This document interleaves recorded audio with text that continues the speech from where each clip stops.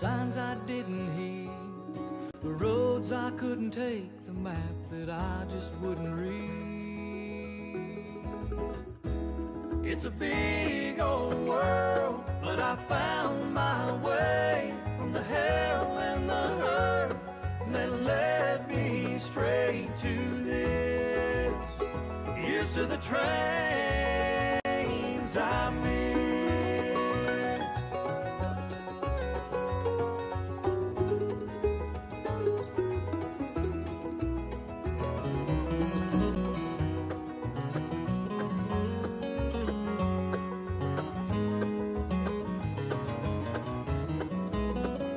I've been a clown, I've been a fool, and I pushed on every chance.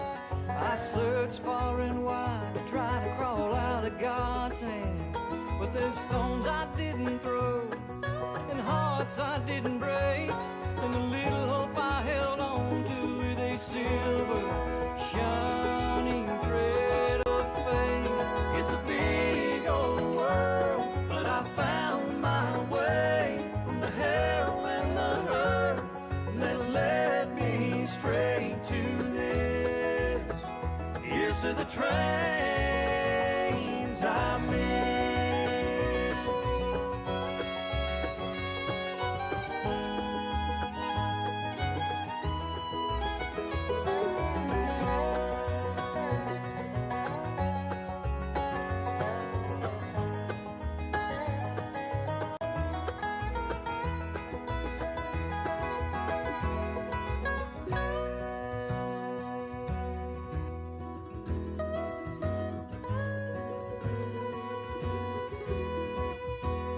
Here's to the place I found, the love I know, the earth and the sky that I call home.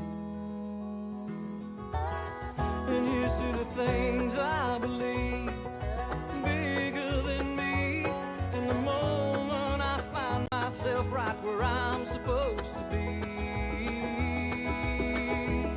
It's a big old world, but I found my way from the hell and the hurt that led me straight to this. Yeah, it's a big old world, and I found my way from the hell and the hurt that led me straight to this. Here's to the trains I missed.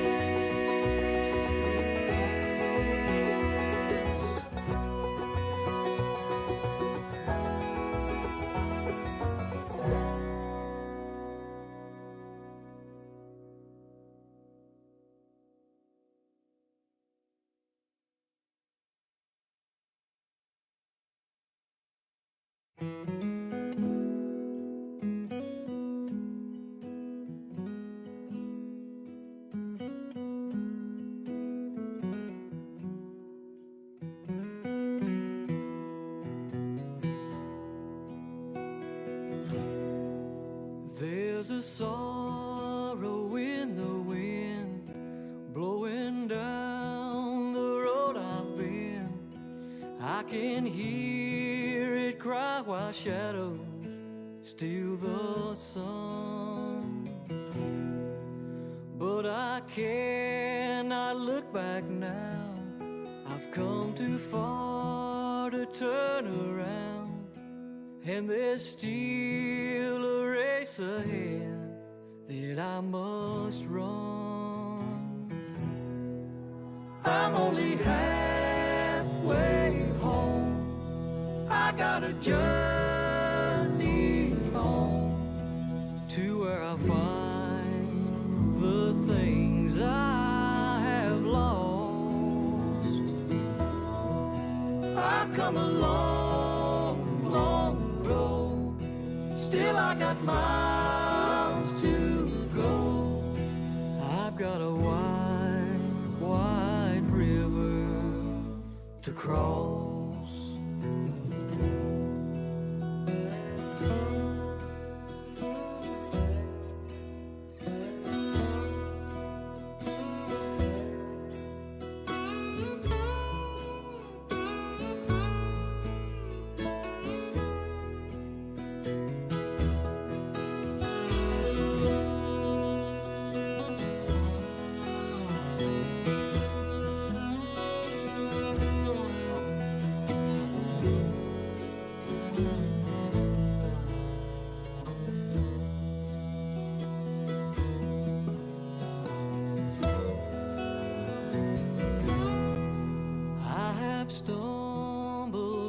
have strayed, you can trace the tracks I've made all across the memories my heart recalls.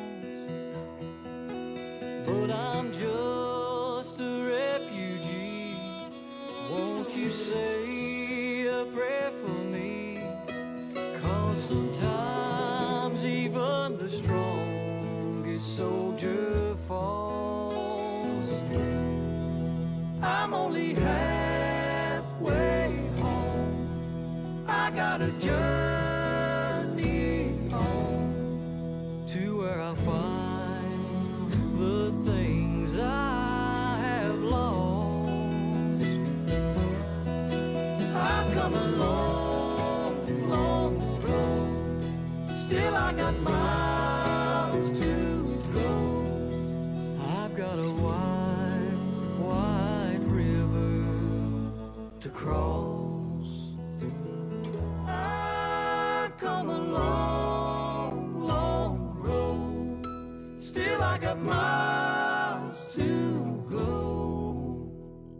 I've got a wide, wide river to cross.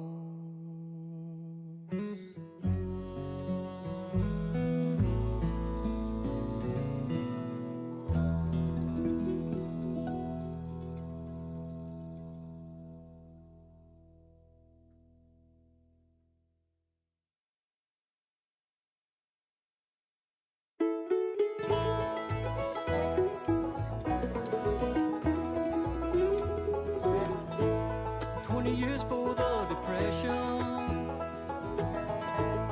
Peter Thompson staked his claim in a little mountain town. Kenton was her name. Told everyone that was willing, steady work would be their reward. So they started making paper where the Pigeon River fords. But this ain't just another paper town on a random riverside. She was built with blood, sweat, and tears, and a whole lot of pride. From the mountains and the farmlands, around the smokestack she has grown. This ain't just another paper town, it's the one that I call home.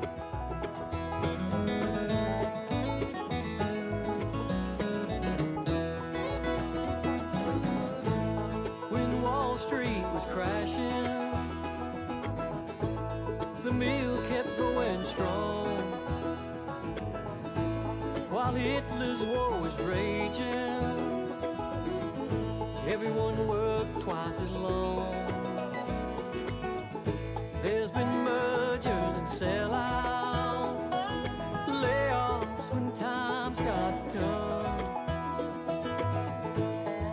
Talks about pollution, then cleaning the river up. This ain't just another paper town somewhere along the tracks. She's seen her share of ups and downs and always bounces back. From the mountains and the farmlands, around the smokestack she has grown. This ain't just another paper town, it's the one that I call home.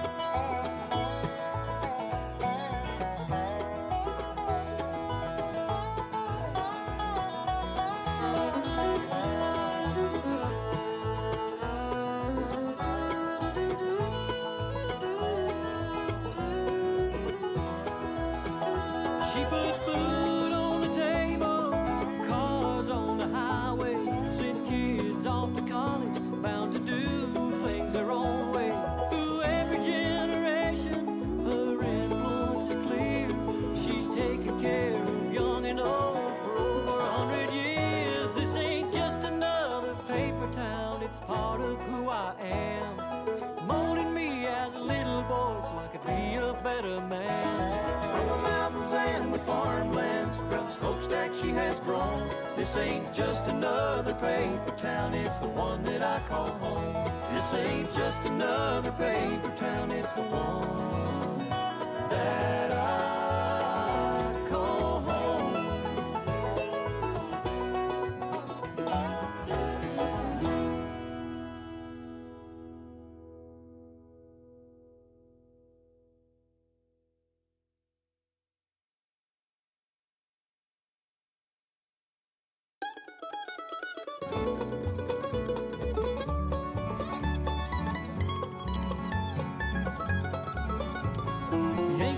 said that they'd be coming any day.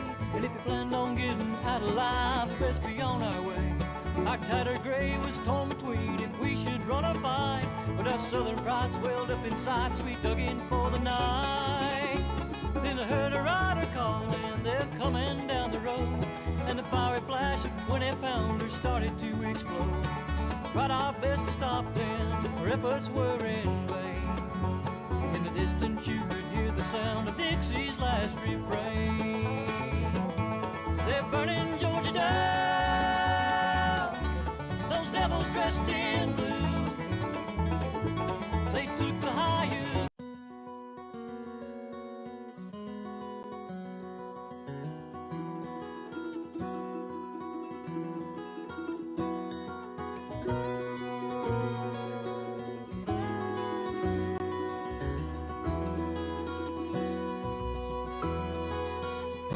Here's to the trains I missed, the loves I lost, the bridges I burned, the rivers I never crossed.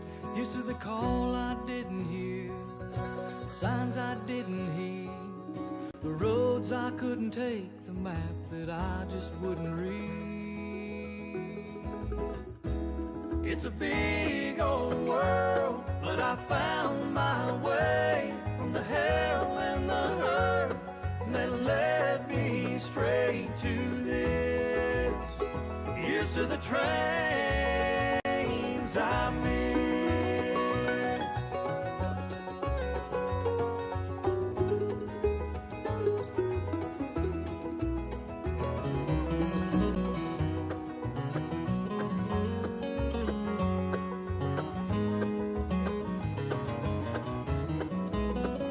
I've been a clown, I've been a fool, and I pushed on every chance. I searched far and wide to try to crawl out of God's hand. But there's stones I didn't throw, and hearts I didn't break, and the little hope I held on to with a silver shining thread of faith. It's a big old world, but I found my way from the hell and the hurt that led me straight to this. Here's to the trains I missed.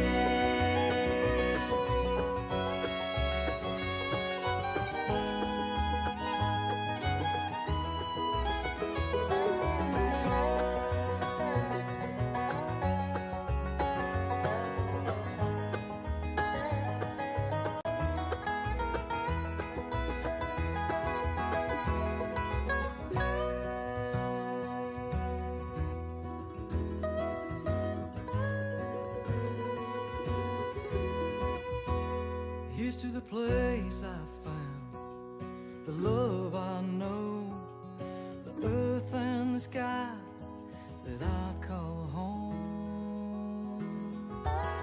And here's to the things I believe, bigger than me, and the moment I find myself right where I'm supposed to be.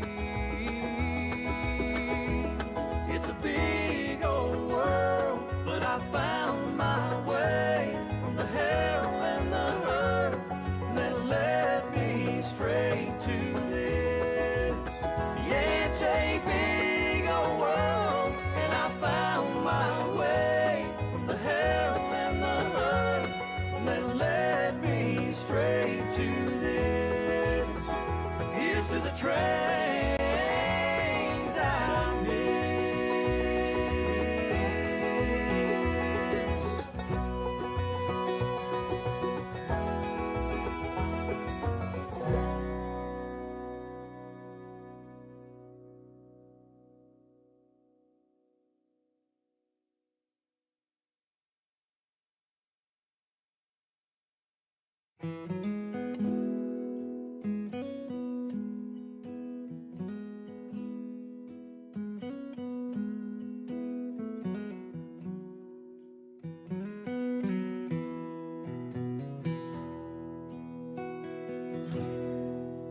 There's a sorrow in the wind blowing down the road I've been.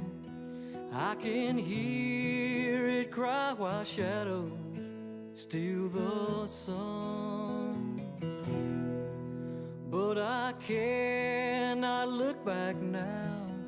I've come too far to turn around, and there's still a race ahead that I must run.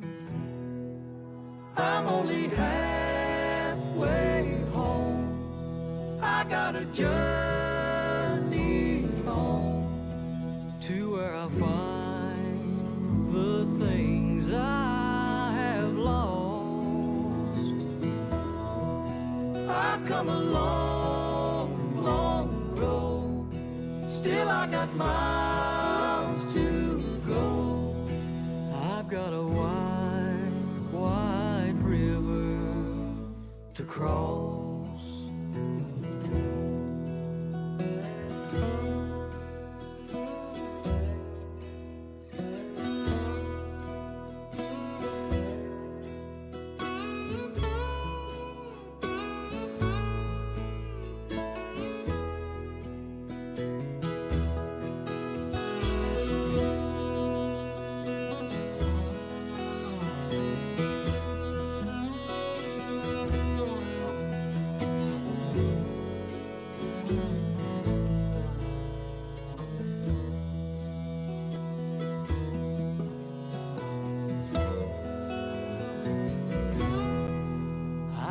Stumbled, I have strayed.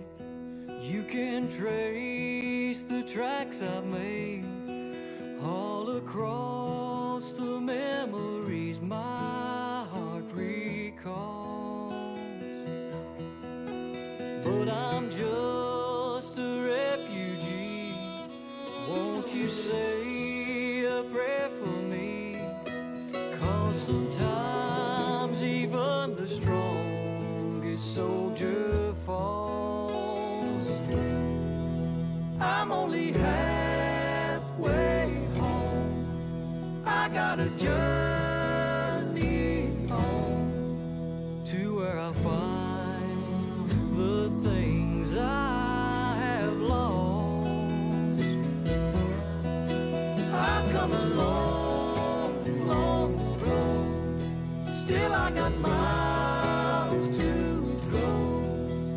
I've got a wide river to cross.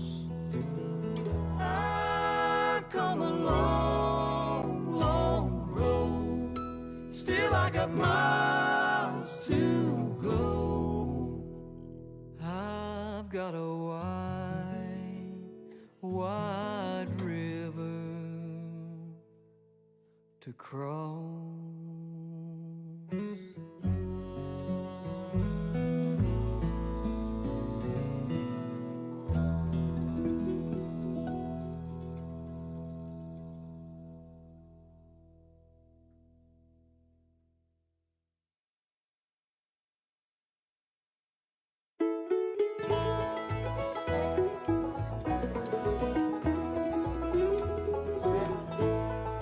Years for the Depression,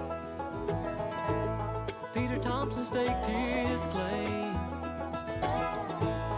in a little mountain town.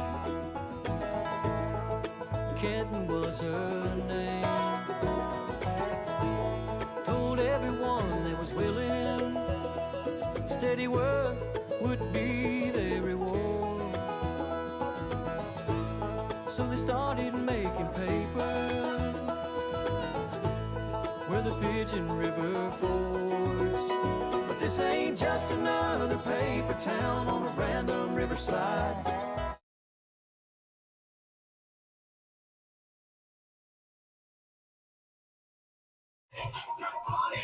Baseball University of the Blue Ridge welcomes you to the American Legion streaming series presented by To the Brim Refill Store.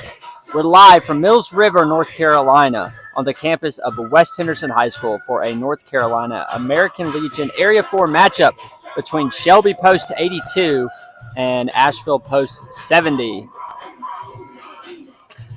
Oh, it's hot. It's been a long weekend. Never go to the Worldwood Bat in Atlanta. That is Ryan found out this weekend that Atlanta's an hour from Atlanta.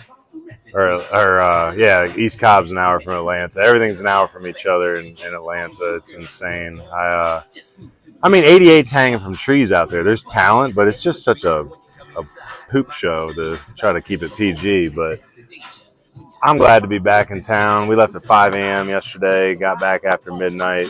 But it's time to get back to the Legion season where it's much more meaningful and much more controlled environment. Let's just put it that way. Let's thank our broadcast sponsor, To the Brim Refill Store. Baseball University loves these mountains. We love nature. We're always looking for ways to live an earth-friendly lifestyle. That's why we use To the Brim Refill Store. If you're looking for natural, sustainably sourced products that are great for your home and friendly to the earth, please check out To the Brim Refill Store at 117 Sweeten Creek Road in Asheville, North Carolina. The friendly staff will meet you and help guide you in your sustainability journey by offering a variety of products with listed ingredients that you can feel better about the laundry, cleaning, health, and beauty products you're using on and around your family. Progress over perfection is key to everyone's journey in sustainability, so check out To the Brim Refill Store at tothebrimrefill.com or look them up on Instagram or Facebook, open Friday to Sunday, 11 to 5, or Monday, noon to 7. Takes us right into our pregame show, brought to you by Ion Outdoors. Summer is here, and now's the time to make your dreams of a pool, patio, porch, pergola, outdoor fireplace, grill space, hardscaping, or just about anything else that you could possibly dream up for your backyard come true. Ion Outdoors can turn your dream backyard space into a reality, so visit their website at ionoutdoors.com to learn more. Mention this ad and receive $500 off any project. ionoutdoors.com. Well, battle for first place. Battle for basically the championship. Not official yet, but could be tonight if Post 70 pulls it off. Correct. Yes, you are correct. They win and it's over, I'm pretty sure. Hold on, let's think about it. They got Caldwell tomorrow and then they have one game on the road. So, I mean, there's technicalities. Well, if they win and then they're down to 3 losses and they lose and then... They're at 2 losses in the conference. We're at 1. You know what I'm saying? They've lost to somebody other than Post 70, so we can probably look that up in a minute. No, it's over if Post 70 wins. Okay, so look, Post 82, that's Cleveland County. We got kids from Kings Mountain, Burns, Crest, Shelby. It's a very talented lineup. Also got Hunter Brown from Chase High School on the roster. We'll get into that in a little bit. These two teams are filled with tons of talent, a lot of good commits, more uncommitted talent on the Shelby side, again, with only Grant Buchanan and Tate Trantham as our only underclassmen. But we do have the uncommitted Micah Simpson on the bump tonight, so I know this will be a pretty popular viewing for some college coaches tonight because Micah Simpson is a dog. Now, as the action starts, you're going to hear a lot of mentions of different sponsors throughout the broadcast. For example, Post 70 has about 100 extra base hits on the season, it feels like. So every time there's a double, triple, or a home run, our extra base hit sponsor is going to be Rounders Hat Company. So again, roundershatcompany.com. Check out the selection. Customize your order today.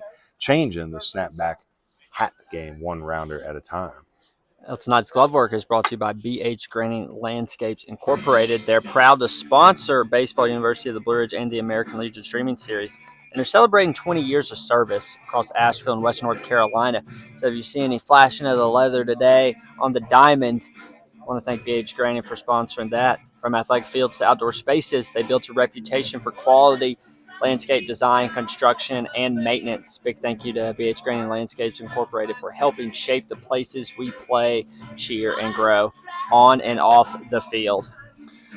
Next, had a lot of these with our opponents. Our mound visit sponsor, Jackson Medical Associates. So every time that coach got to go check on the health of his pitcher, the mentality of the pitcher, just poll the pitcher. That mound visit will be brought to you by Jackson Medical, offering healthcare experience centered on comfort and trust. They are here to Help individuals and family have access to primary care, urgent care, pediatric services, and focused women's health and endocrinology support, all in the heart of Silva.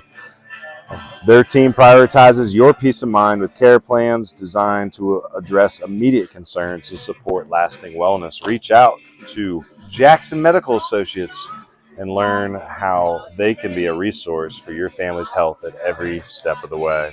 Well, for every called strike three looking today, I want to thank Burlap Painting, proud to sponsor coverage of American Legion Baseball. Our goal at Burlap Painting is to exceed the expectations of our clients and allow their buildings to show their best. Whether painting your interior, your exterior, or pressure washing your home or deck, all Burlap Painting craftsmen are experienced painters trained in advanced application techniques, technical expertise, and rigorous safety programs, just like Micah Simpson is tonight, going to be painting the corners for the Post 70 Cardinals. Burlap Painting specializes in residential painting and commercial painting services throughout the Hendersonville, Biltmore Forest, and Brevard region, and they'll paint your entire house, not just the corners. So appreciate them for being our Call Strike 3 sponsor. And lastly, our stolen base sponsor is Carolina Pack and Go. They are committed to providing the best quality move-in services to the residents of Hendersonville, North Carolina, and the surrounding areas. Their team of professional movers are equipped and highly trained in order to transport your belongings from one location to the next in a timely manner. Carolina Pack and Go will take care of the packing, moving, and even transporting of your vehicles. Their mission is to help simplify your moving experience and take a load of stress off your shoulders. So let's get started. Contact Carolina Pack and Go today for top-notch moving services. Well, that's that. I was glad that we got a hero of the game in place too for the fifth inning. Again, we want to encourage all our families out there listening. If you got veterans in the family, in the neighborhood that you want to celebrate, let us know so we can make them the Owen Joseph hero of the game. A lot of good angles, as always. Got the quad box up for you, showing you all the sights and sounds. Got started a little bit early tonight, so excited to get a little nice ease into the start here. Going to hear the PA announcer starting a little bit. So we've been here, or at least I've been here since 2:30. Again, we want to thank Coach Chubb. We might give him a call during the broadcast tonight, do a little speakerphone with him. Coach Chubb drove down to Cherryville tonight to watch the game. I know he's got his eye on Eli Black and a couple of those Cherryville Post 100 ball players. Again, Legion baseball very strong here in Western North Carolina right now, and you're going to see two of the best this evening. But Cherryville's still in the running. I think if it's, again, technicalities, like if Shelby wins tonight, they have Cherryville tomorrow, right? So there's that hypothetical Tuesday. Like, let's say they beat Asheville but then lose to Cherryville. Asheville's still your champion, So there's still a couple little caveats. We'll say Cherryville beats Shelby and Asheville beats Shelby. So I know that. And Cherryville gets the 2 seed, and that's very important. Yes. Anyway, I told Coach Chubb that Cherryville's kind of like stepping back in time a little bit, so I hope he enjoys himself down there. Hunter Brown's father, Mr. Brown, how you doing?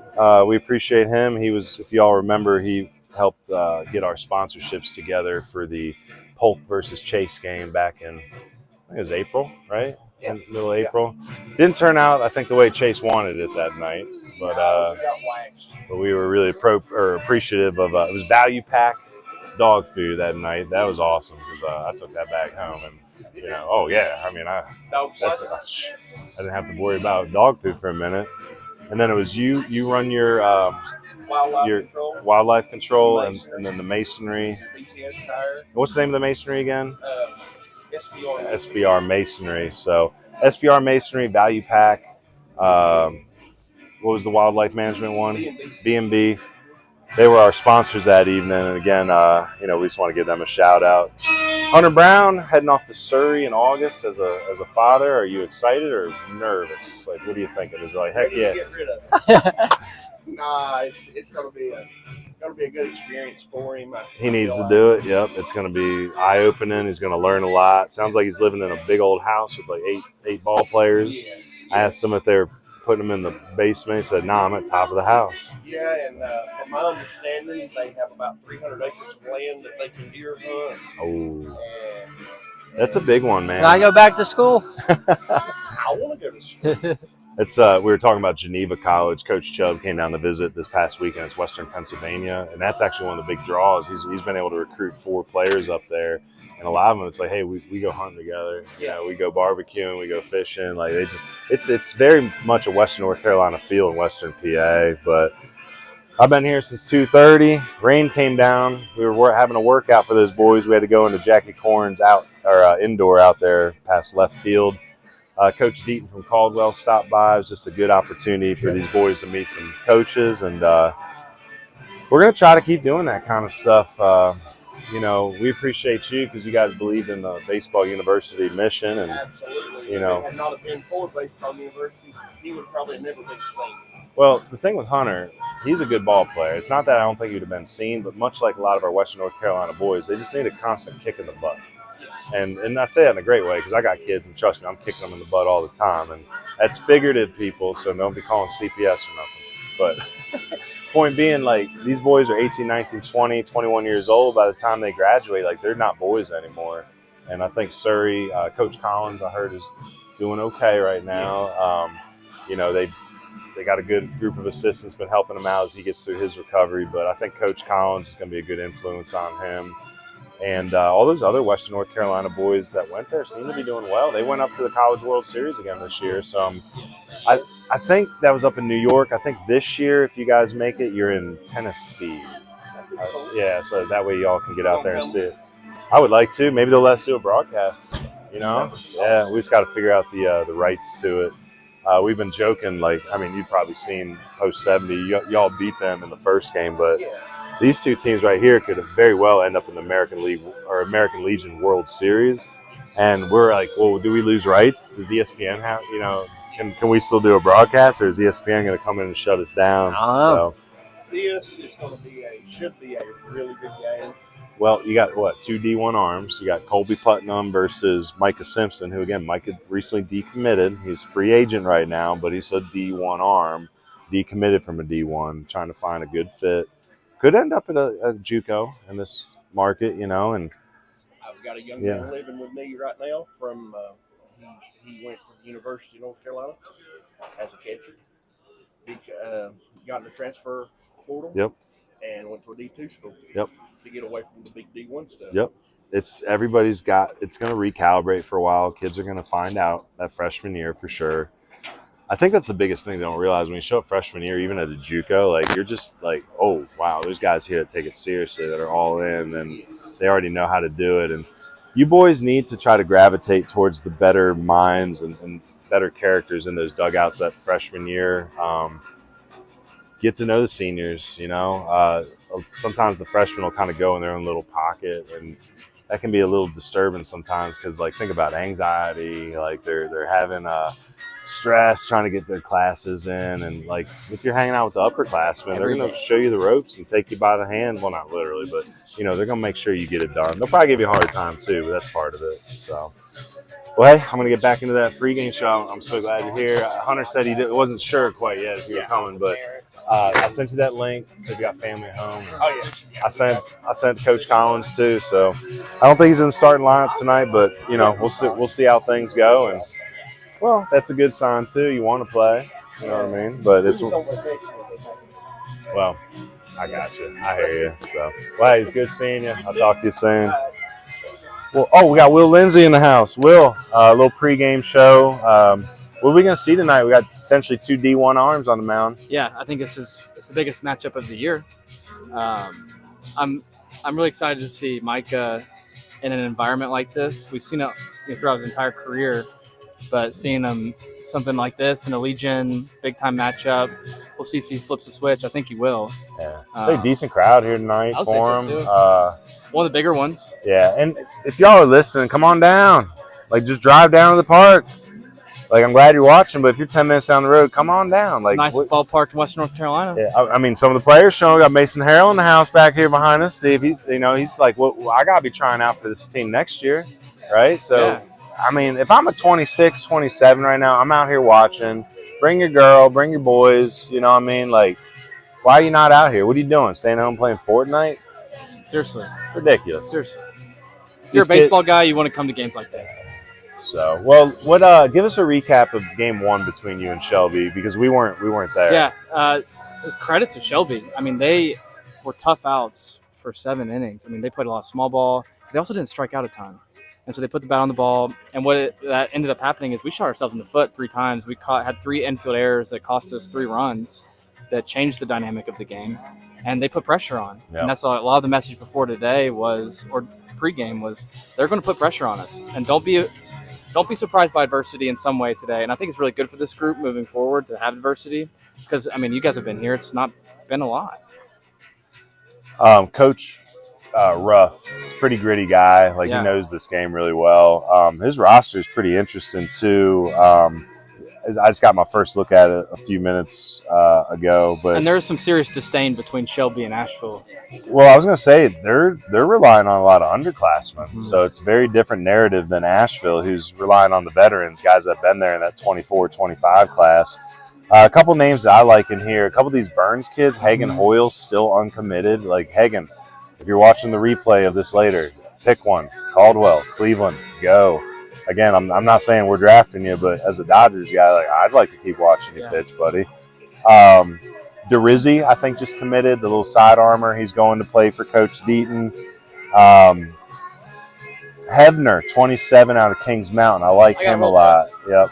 Wyatt McSwain, pitcher of the year in the 3A. I'm talking about the whole North Carolina 3A. He's the Cleveland commit. Colby Putnam, we already talked about him. Gardner Webb. But at the same time, look at these underclassmen. Luke Rayfield, 28.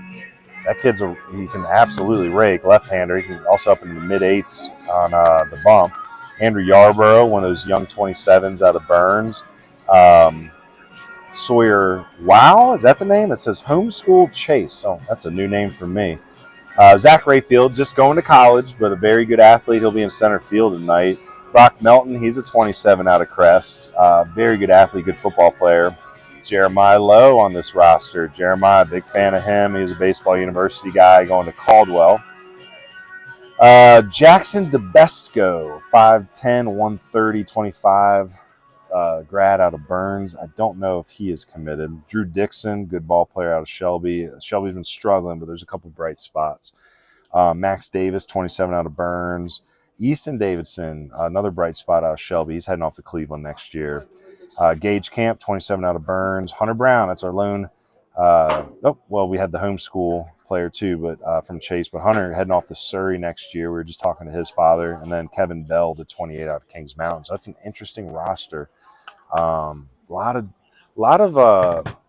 depth on that roster, but also a lot of diversity with the different age groups. I like that. Umpires are here. We're ready to roll. Good evening and welcome to West Henderson High Our School. PA announcer about to jump in and go through the starting lineups and our Legion oath, which I was lucky privileged to down in Big League camp to help them recite that. It was interesting, but I'm going to go ahead and shut up for a few minutes and let the PA announcer do my job for me. First base, number 16, Wyatt McSwain. Batting third at third base, number 10, Drew Dixon. Batting fourth, the pitcher, number 3, Colby Putnam. Batting fifth, at second base, number 6, Luke Rayfield. Batting sixth, in left field, number 7, Luke Hefner. Batting seventh, the right fielder, number 12, Brock Melton. Batting eighth, the catcher, number 9, Hagen Hoyle. And batting ninth in center field, number 5, Zach Rayfield. And now for your Asheville Post 70 Cardinals. Batting first, the center fielder, number 4, Jordan Brown. Batting second, in left field, number 10, Colt Nelson. Batting third, the catcher, number 12, Evan Cotter. Batting fourth, at third base, number 20, Caden Davidson. Batting fifth, the pitcher, number 15, Micah Simpson. Batting sixth, at shortstop, number 2, Carson Wallace. Batting seventh, the first baseman, number 21, Luke Nesbitt. Batting eighth, at second base, number 7, Eli Shin. And batting ninth, the right fielder, number 1, Hayes Hillier. And now, coaches and players, if you will repeat after me, the American League or the American Legion Code of Conduct. I will keep the rule, keep faith with my teammates, keep my temper, keep myself fit, keep a stout heart in defeat, keep my pride under in victory, keep a sound soul, a clean mind, and a healthy body.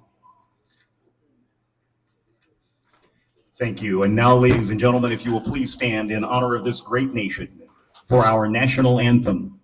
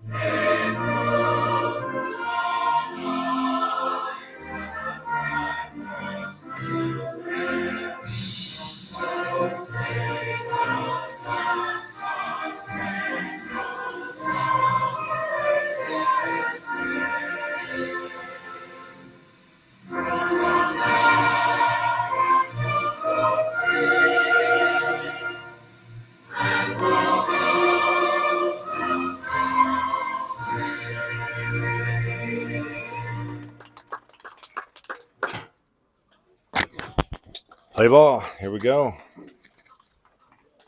All right, so your starting lineup tonight for Post 82 Shelby. Leading off is going to be Max Davis playing shortstop. He's the 27 grad from Burns. Batting second, first baseman Wyatt McSwain. Big fan of Wyatt. Again, amazing year on the bump and at the plate at Crest, heading to Cleveland next year. Drew Dixon, 26 out of Shelby, playing third base. Colby Putnam, starting pitcher, heading to Gardner Webb, be a D1 guy next year. Luke Rayfield, young second baseman, is batting fifth. Luke Hebner, young left fielder, batting sixth out of Kings Mountain. Brock Melton, Crest High School 27, in right field. Hagan Hoyle, again uncommitted, doing the catching. And in the 9-hole, Zach Rayfield, recent grad from Crest. Micah Simpson, King Clutch, as he's known, on the bump tonight. Had an amazing high school career at T.C. Robertson, three-peat state championship. Heck, there's not a lot of people who can say they've ever been a champion of anything. I never played for a team that we won conference my senior year, but it's like we didn't win states, you know. North Henderson, y'all make playoffs maybe once. Never win conference while you're there? Oh, no, I didn't make playoffs on varsity. So think about that, to be a state champion 3 times. Micah, good repertoire. Usually about 82, 84 in the bump, but man, he puts it where he wants. He's got a little bit of that left-handed Hideo Nomo action to hide that ball back behind the shoulder a little bit as he loads the throw. Looking for a home, and he'll absolutely find one, but he's trying to be patient. Maybe going to let that Major League draft pass first and see what some of those D1s lose or find in the transfer portal shortly after. But tonight, he's got a great team to compete against Leading off for Shelby, Post 82. the shortstop. First Number pitch 11, coming up, and remember, the Max first Davis. pitch is brought to you by Builders First Source Brevard. So remember, at the heart of every construction project is quality, reliability, and expertise. Builders First delivers just that, and we'll see what Micah Simpson delivers us here. His first pitch and a pop-up, Caden Davison and Carson Wallace on the run, and it'll drop foul. One of the more exciting first pitches of the year, brought to you by Builders First Source. Again, Max Davis lead off here, 27 grad, plays for Coach Leonhardt over at Burns. Burns state champions 2 years ago, runner-up last year, and then this season lost to East Rutherford in the playoffs. Is that correct? I can't remember. Might be a good Google search. Say Coach Leonhardt, good baseball coach, has done a lot for the area. Him and Coach McFarland worked together to organize a unsigned seniors showcase back in October. I like that. You know, both of them support their Legion programs. Good baseball out of Cleveland. Also to mention Coach Russ over at Shelby. Just took over, used to play under Adam. Nice swing there by Davis. He's going to send it up and over Jordan Brown's head, and that'll be an extra base hit. A double to lead off this game. So that extra base hit brought to you by Rounders Hat Company. Rounders Hat Company changing that snapback hat game one rounder at a time, and snap back everybody's necks there as they turn and watch that one fly off the center field wall. So Wyatt McSwain, all conference, all state, all everything this year. Heck of a human. Heading off to play for Coach Grigg and staff over at Cleveland next year. So not traveling far from home, but you don't have to travel far from home for good baseball when you live in Cleveland County. Micah Simpson delivers. There's a strike inside, a little delay call. Wyatt, senior, out of Crest, just graduated, started his high school career at North Gaston, transferred junior year. Swing, pop-up, should be playable for Luke Nesbitt. Comes over to the wall, makes the catch, immediately recovers to make sure that Davis cannot advance. Bring Drew Dixon to the plate. Third baseman, number 10, Drew Dixon. So nice out there after the leadoff double to keep Davis at second.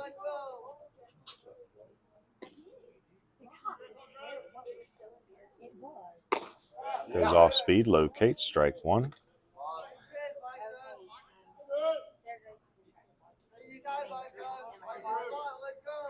So again, Burns was 24-5 last year, 13-1 in conference. Do you remember that loss? Cherryville. Yes. Big fans of Cherryville High School and Coach Hebner. They lost to Lincoln Charter. My bad, folks. Looking back at the playoffs there, they lost in the third round to Lincoln Charter. Hunter pulling up his 2A West playoff brackets. I forgot that we had these. They're beautiful. They were, and that was fun. We appreciate everybody that followed along during the high school season for the playoff coverage. Stressful, but a lot of fun. Again, we had two mountain teams of the year, the Iron Outdoors, our East Rutherford and TC Robertson state champion teams. Then down the mountain, North Lincoln. Ooh, almost went headhunting there in the Shelby dugout. Again, Drew playing third base tonight.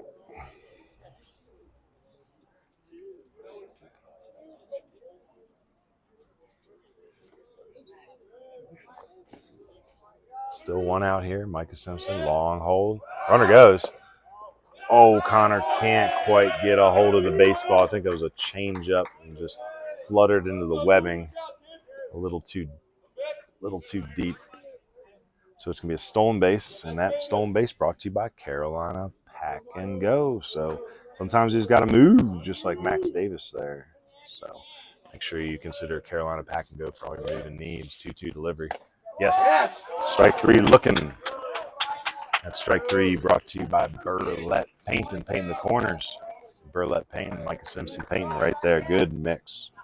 Again, that's what we like about Micah. He can put that baseball just about anywhere he wants. Putnam. Excellent mix. Gives batters fits. 2 outs now. Davis on third. Putnam starting pitcher tonight. Heck of a human. Heck of a baseball player. He's going to be heading off to Gardner-Webb next year.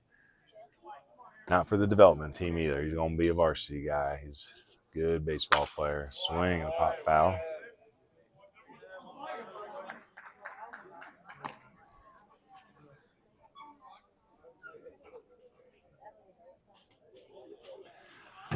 Again, enjoyed hosting Coach Chubb from Geneva College this weekend. He flew in Friday, went down to Sawmills to watch the Timber Kings play the Athletes Lab 26s. Had a good time, saw some good talent. Yesterday, we went down to Atlanta. Oof. I mean, 88's hanging on trees down there. Trust me, there's great talent, but there's got to be a better way. It was so much driving. You're trying to get the games that are an hour apart from each other on different sides of Atlanta. The heat's brutal.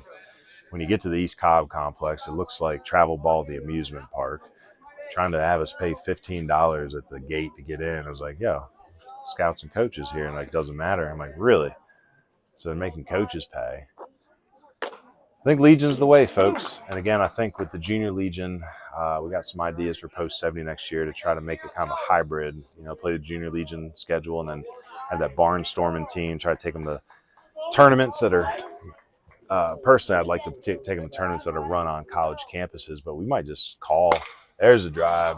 Sounded like he may have got it off the end of the bat, though. Settles under it, Nelson, and makes the catch. No runs on the one double by Davis, stranded at third. Heading into the home half of the first inning, we have the Shins Building home team lineup for you. Are you looking to build your dream custom home, deck, or patio? Call Shin Building Company today.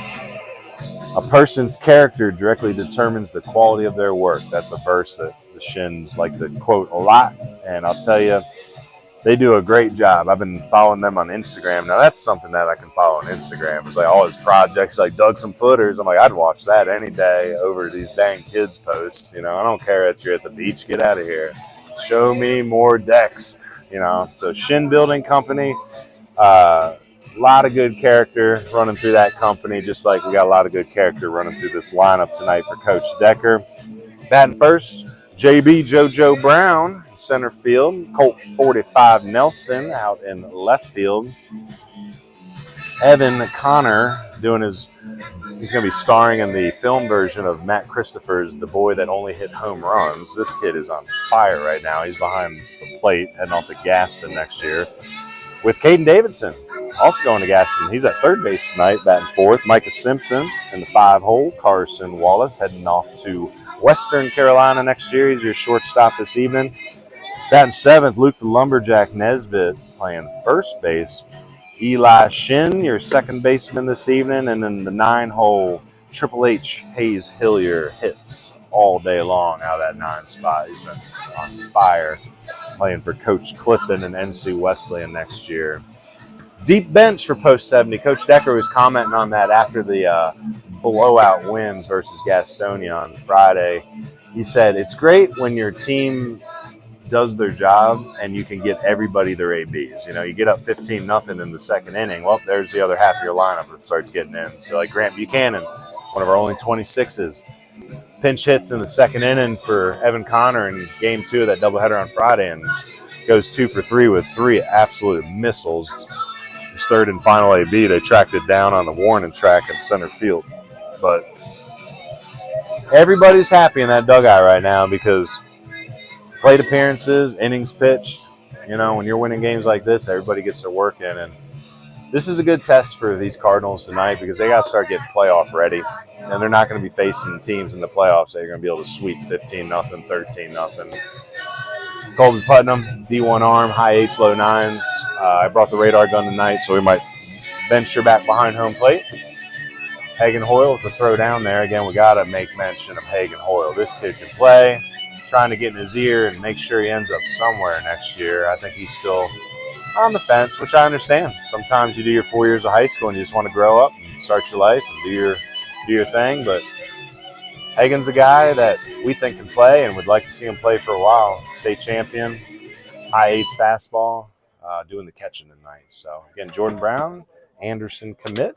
Leading off for Asheville center fielder. Played for Will Lindsay over at first base box. Tonight for the Cardinals, Will, the head coach at Brevard, and is a big fan of Jordan Brown. He is a huge advocate for him, and Will Lindsay does a great job for all his Blue Devils, trying to help them with the recruiting process. And Will is a huge asset to Baseball University, has helped out many a times with our filmings, helps out a lot with college references, and I feel like I got to start getting him a paycheck at some point because, you know, he'd be a good one to bring on as an advisor. So, speaking of that, we'll bring up the Patreon later and see if we can get some crowdfunding and make that happen. Will Lindsay Fund.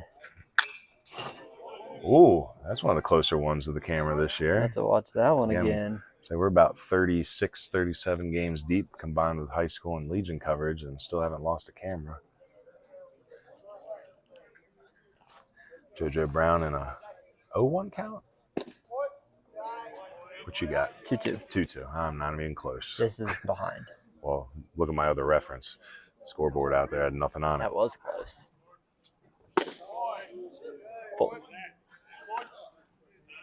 Full count. Say the scoreboard here says 2-2, but I trust Hunter Street's game to game details of keeping score, keeping track of counts. Strike three there. Nice job by Putnam. Starting off this game with a K. The left fielder, number 10, Colt Nelson. Colt 45 Nelson. Day job's baseball player, but, you know, he also moonlights as a hunting guide for turkey hunting. Colt 45 had a great year. Another good season for Tuscola. The graduate is heading to Wingate. Be a Bulldog playing D2 baseball. Division II baseball very strong right now. One of the beneficiaries of the rule changes. You know, they're able to recruit high school talent that used to maybe go to the D1s, and they're also getting those guys that went D1 that found out and bouncing back. Two's down again. Okay, I'll go hit it here in between innings. Anything else? I think we're good. Not off the barrel. Picked up by Davis out there short, throws across to retire Colt. 6-3. The catcher, Evan number Connor 12, to the plate. Evan Connor. Evans worked very hard the last few seasons to put himself amongst the top players in not only Western North Carolina, but the state. Heading off to Gaston. JUCO route seems to be another destination for a lot of the D1 high school talent that we used to see. I'm going to walk away for a second. You got this? Yeah, we're good.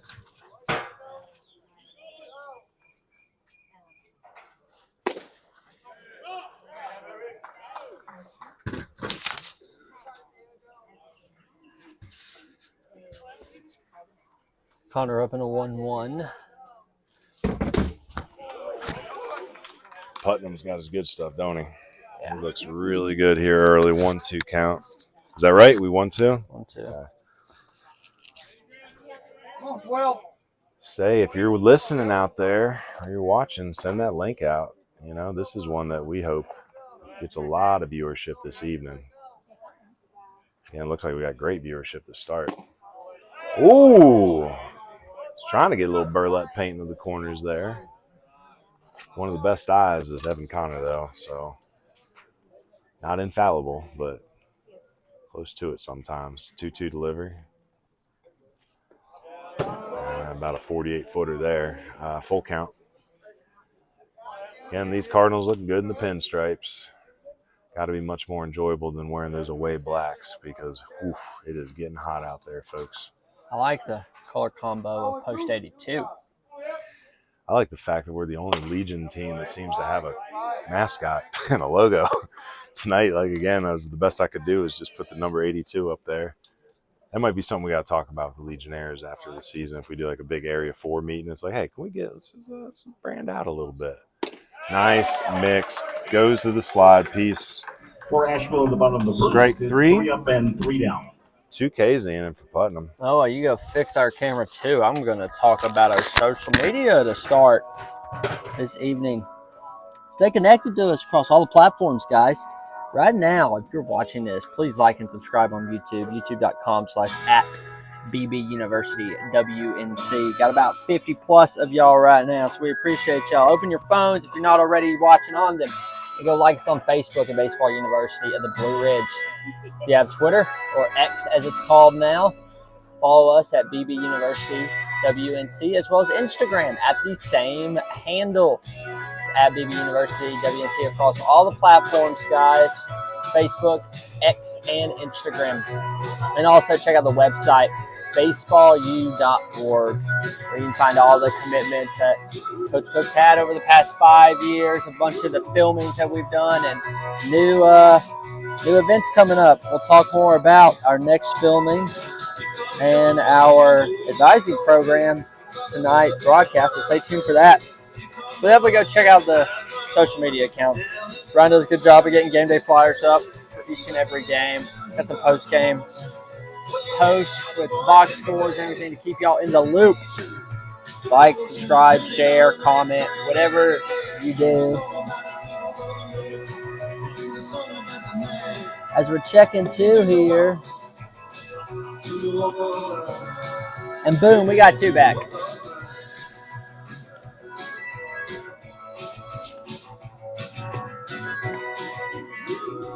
And there's our 2.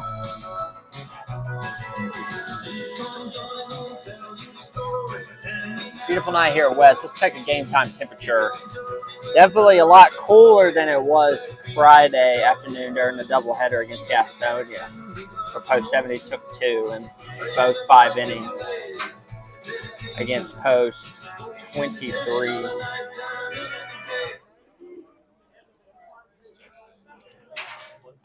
Feels like 78. Currently is 78. So a nice cool day. Gonna cool down the next few hours. Stay in the mid to high 70s.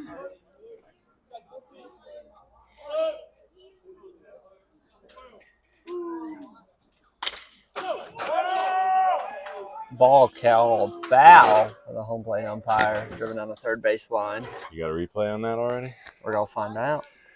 So who we got here? Is this Luke? Yeah, Luke's up. Luke Rayfield. Now, Luke swung at lefty most of the year, but he's been toying with the switch hitting. So, again, natural lefty swinger, but hitting from the right side here. Good athlete. Yeah, it was foul. Swing and a miss. Luke, younger brother of Zach, big part of Coach McFarland's team there at Crest. He was all region selection this year. Ground ball. Throws it across. Say if it's one thing I can knock on Luke a little bit is getting him a little quicker, but beyond that, he's one of the toolsiest kids I've come across. Beautiful left-handed swing. Switch hitting here. Good middle, infield type. And on the bump, sneaky, about 82 to 85, and only in that 28 group. Here's another good young ball player, Luke Hebner. Luke took home some awards this year for Coach Sellers. I want to say he was an all-conference player.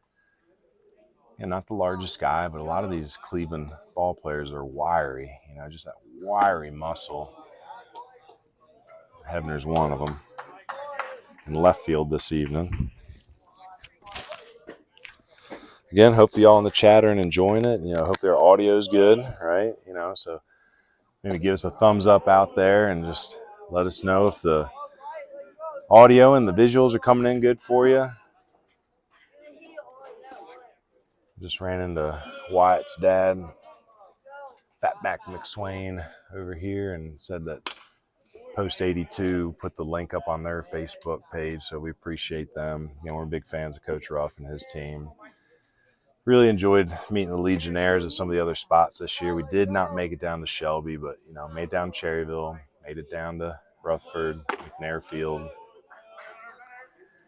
Trying to get out to Caldwell at some point, but I don't know if that's going to work out just yet. Maybe playoffs. Got to start gearing up for playoff coverage here, looking for some playoff sponsors. So any businesses out there that want to get behind us and help fuel the playoff push for our Legion 70, Legion 82, Legion 100. Anybody that goes deep in the playoffs, we're interested in following them around. Top fly, right side. It's going to be out.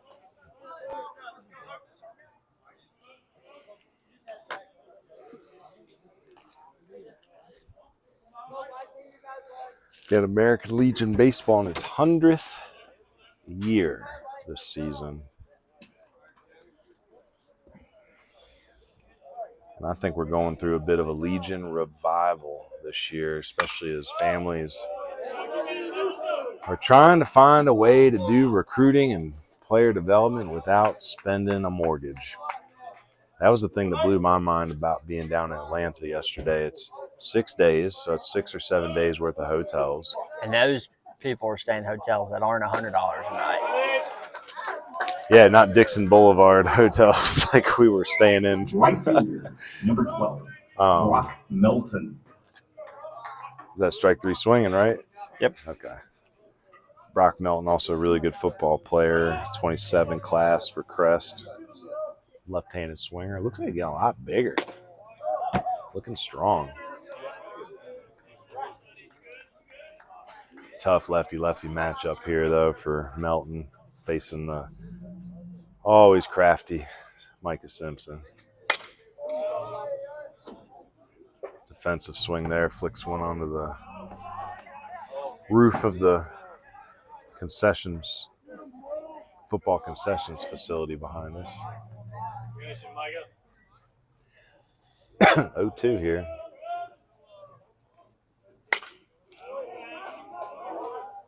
Another foul ball. Do it again. Again, if you got any score updates in the other Legion games, drop them in the chat. I know Post 100's playing, was it Post 23 Gastonia tonight? Hard line drive right into the mitt of Luke Nesbitt. For Shelby in the top of the second inning. Nice piece of hitting, but sometimes it just finds leather. Heading into the bottom of the second, it's going to be Caden Davidson, Micah Simpson, and Carson Wallace. Yeah, Gastonia's at Cherryville tonight. I'll give you a full schedule here. Give me 1 second. Oh, boy, oh, boy. Got the G Braves down at Wilkes, Gastonia at Cherryville, Hickory at Caldwell, Rutherford at Burke, and, of course, Shelby at Asheville. Now, we were running the numbers the other day. Wilkes and Burke looking like they're probably out. If it stands today, as if the standings were standing as they were today, Post 70 would be playing Rutherford County first in the playoffs, and Shelby would be playing Hickory. But there's still about 2 or 3 games left on everyone's schedule. I think season ends Tuesday with the first playoff series being, was it July 5th or July 2nd? I saw it the other day. How many, they not play everyone twice? Not playing who? Shelby's not playing. So this would be Asheville's 15th game, and they need 3 more. Right? They have Caldwell tomorrow, and then they have one Tuesday versus somebody. Oh, maybe they haven't put in the other Caldwell game yet. Okay. Let's see. Right, yeah. That's right. They decided to concede that game. I think they're up like 5-0, 7-0 in the 5th inning. So actually, Asheville is 14-1 then. Yep. That's not reflected on the Legion Not yet. or on the Carolina Sports Hub website yet. I guess that word hasn't been transferred over.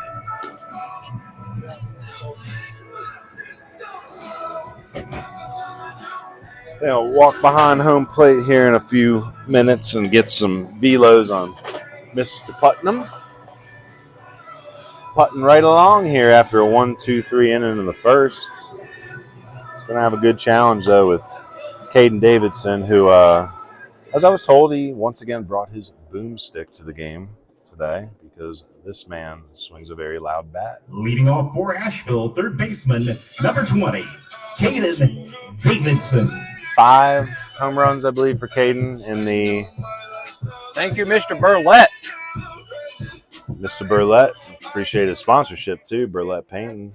Saw Aiden today. Aiden came to the workout with Geneva and Caldwell. And Aiden, I think, Aiden Burlett's one of the best left-handed hitters in the area. And I'm going to say it. He don't care. I talked to him about it. He's a humble kid, but I thought he was a state game snub. He's a good ball player, good little arm, too. Throws right-handed, swings at lefty. Might be catching for the Bearcats this year. Well, Caden Davidson with a swinging bunt that bounded up and over the pitcher and then died on that.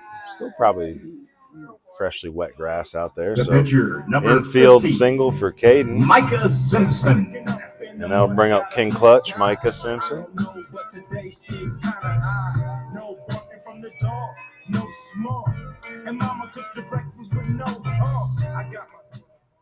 See Micah, a good two-way prospect.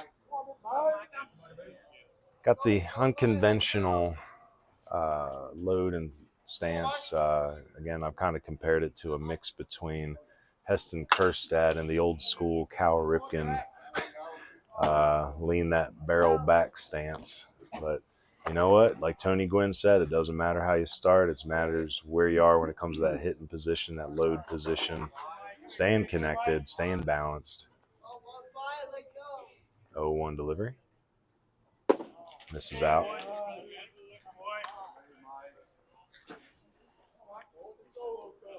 Oh, I can't wait to sleep tonight. I am running on fumes, folks. That Atlanta trip burnt us out. It was worth it, though.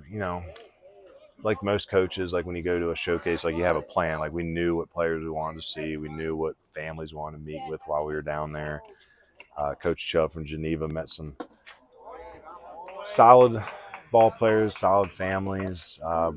But when it came to watching games, it's like, one, they rescheduled all their games down there because of rain, pushed everything around. And we were trying to see Athletes Lab 27s in the morning, but they pushed back to 11, which got in the way of that. Oh, hard knock. That ball splitting the gaps. That's extra bases. Caden Davidson is probably going to have to hold up at third base, though. That ball was hit so hard. So King Clutch with a double. Second and third, and you know what that means. Extra base hits brought to you by The Rounders Hat number Company. 2, And Carson Wallace. That's some pop. I would say that Hella ball was, loud. I think that one might have scared some people over on the North Henderson side of town. It was so loud. Carson Wallace to the plate now. Carson, very athletic shortstop. Quick twitch athlete. Good basketball player, too. I mean, he's hanging up the sneakers for full-time cleats at Western. Putnam choosing to go from the windup. If Hunter, don't mind, I'm going to go the radar gun. So you can get on Putnam.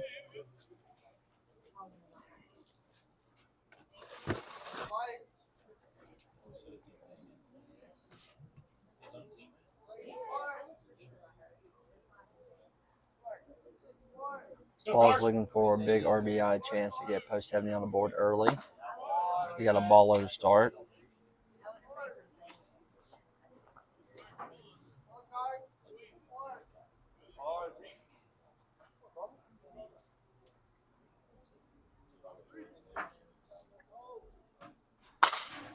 Wallace puts this one going into the Bermuda Triangle out here.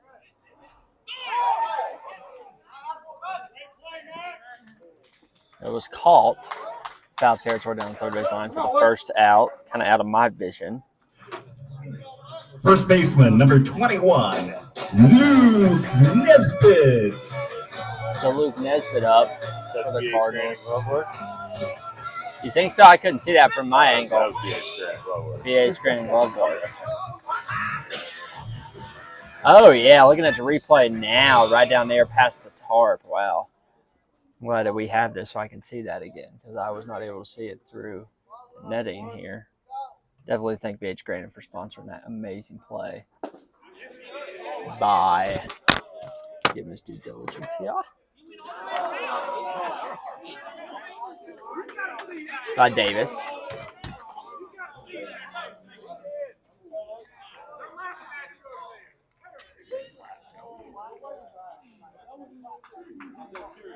Not a lot of faith around that call right there.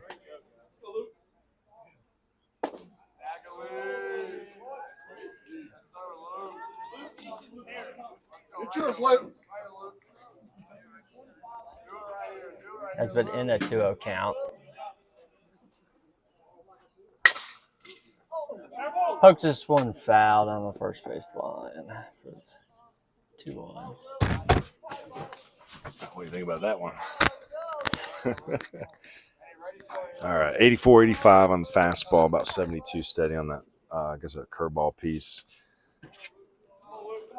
Who made? Was it the shortstop or the third base? I think Max Davis made that. So it's a shortstop. I think so. Oh, great dirt ball read. Let's see if he makes it. Safe, under the tag, they say. So dirt ball read scores Caden Davidson. That'll be a wild pitch. Micah Simpson on the backside moves up to third. What do you think, Hunter? You're our replay guy. I think he got under it. We're going to check it real quick in the next 15 seconds. See, the play was a little dirty to start there, so kind of a tough read for the umpire. But here it goes. I say really good read.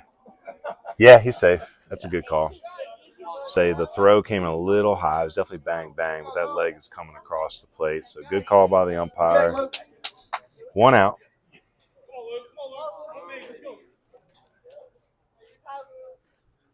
Do a job. 3-1 count. A lot of off speed delivered to Nesbitt here. Here's another curveball. Fouls one over Coach Ruff's head there, sitting on the bucket. We need just cameras all over the place. That's a great angle. I gotta do a job. 100% safe. Tough though. I mean, definitely a tough call. Backside, good piece of hitting, 5-5 hole. Pinch runner Pavone scores. RBI base hit by Luke Nesbitt. 2-0 game. So again, that was Jackson Pavone running for the pitcher, Micah Simpson, Second scoring the run. Number 7, Eli Shin. Eli coming off a good game versus Gastonia the other evening. Had a really good defensive game too. Double play turns, catching dime pop-ups over the shoulder. So Eli, pretty versatile player, playing second tonight, can play outfield. Putnam delivers. Good take. Say the Gardner-Webb commit showing a little bit of frustration.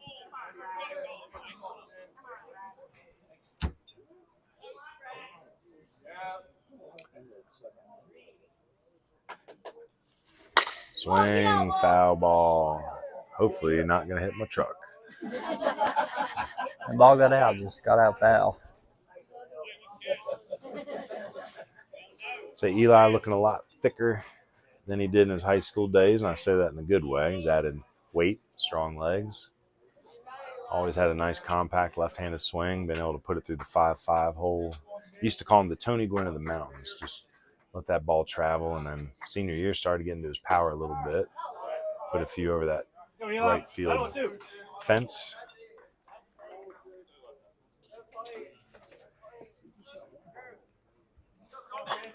What's your count? 2-2. 2-2 count is Hunter's count there, and that's strike 3 looking, went to the hook. So that's strike three, brought to you by Burlette Painting. Right Paint the fielder, corners with number Burlette one, for all your Brim residential and Jr. commercial painting and power washing needs. That brings up the hot Hayes Hillier. Triple H has been hitting the ball all over the field recently. Very versatile ball player, heading to Coach Clifton next year. Bounds one to the second baseman, Rayfield, makes the play. 4-3 ends it. It'll be the top of the lineup for the Cardinals the next time we see him. It's going to be 8-9-1 with Hoyle, Rayfield, and Davis for 82. Well, let's mention the Patreon. If you're listening, please head to www.patreon.com/BBUniversityWNC. Again, this is our crowdfunding effort. We're trying to build a different revenue model to compete with the high cost of travel baseball. The sponsors have been great, but we're looking to Western North Carolina in general. If everybody joins the Patreon, that revenue can go towards creating more baseball opportunities for our players free of cost. So again, the Western North Carolina College Tour Series, the High School Scout and Streaming Series, this American Legion Streaming Series, our weekly media content, highlight films, playoff projections. You saw a lot of it during the regular season with high school, just the power rankings and the players of the week. You know, it takes time, you know, and if we have revenue to fill that time, we'll continue to make better products here for our players to stay away from the 5, 10, 15 grand organizations and showcases out there that can have some value. But again, a lot of families in this economy aren't looking for that. So again, if we can crowdfund it, make it a community effort here in Western North Carolina, the dream one day is to have enough revenue stream where maybe everything's free. Prospect filming, showcases, everything. Just try to take care of our own out here, much like you saw after Helene. You know, there's a lot of community power, you know. I don't think people think about it sometimes, but Well, take speaking control. about that, Yeah. Chimney Rock open for. I saw that. I was State wondering if Park. I can. Does that mean I can finally make it down that side of 64? Or do I got to go all the way around? And come Local down traffic can go down that way, so I doubt you're coming back that way unless So- we talk the Garchak. I mean, it looks rough The down catcher. there. I mean, you and I drove down Number through 9. Girton a few times, the back way down that Grant Mountain Road, and it is. I It think you ain't. can Yeah, get in. it's rough, and you know, it's glad to hear that Chimney Rock's open again. Again, State that was Park, that is. yes, And the State Park. two or three businesses, I think, on the Lake Lure side. I was gonna say, hoping they find a route down there again because that was my shortcut to everywhere. That's how I used to get to Rutherford County, Cleveland. Well, what are they like? I used to 9 go. months I used to now? go down that way to go the back way down Back Cave Road to get to McDowell, Marion. But yeah, Patreon. Head up to the Patreon. See about Well, you're about 9 months since Helene hit, so I think in the next 9 you should be able to be almost full travel through there. I'd say for no, it's quicker. cars. It's quicker than I think folks thought it was going to be, and still a lot of work to be done. Still, just it's crazy how like you'll be driving through town, everything's fine, and it'll just go that like just that one spot or something where the river came up, and it's like, ooh, I remember it used to be trailer here or something. A lot of places like that around, not just Chimney Rock or Biltmore Village, just everywhere. Yep. Down Again, I try to behind make. Berkeley. I would say I try to make mention of it. You know, we talked about ACA, Pisgah. You know, some of our fields got wrecked out here, but a lot of people didn't talk about Freedom.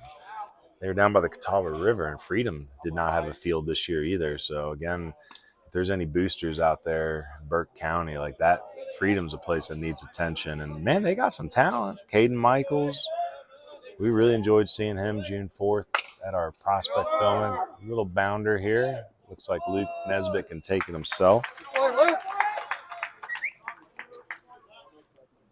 Center fielder, number 5, Zach Rayfield.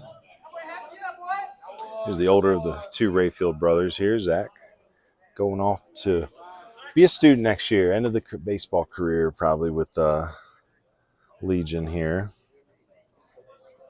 Gave a good 4 years to Coach McFarland there at Crest. I believe he's going to study engineering.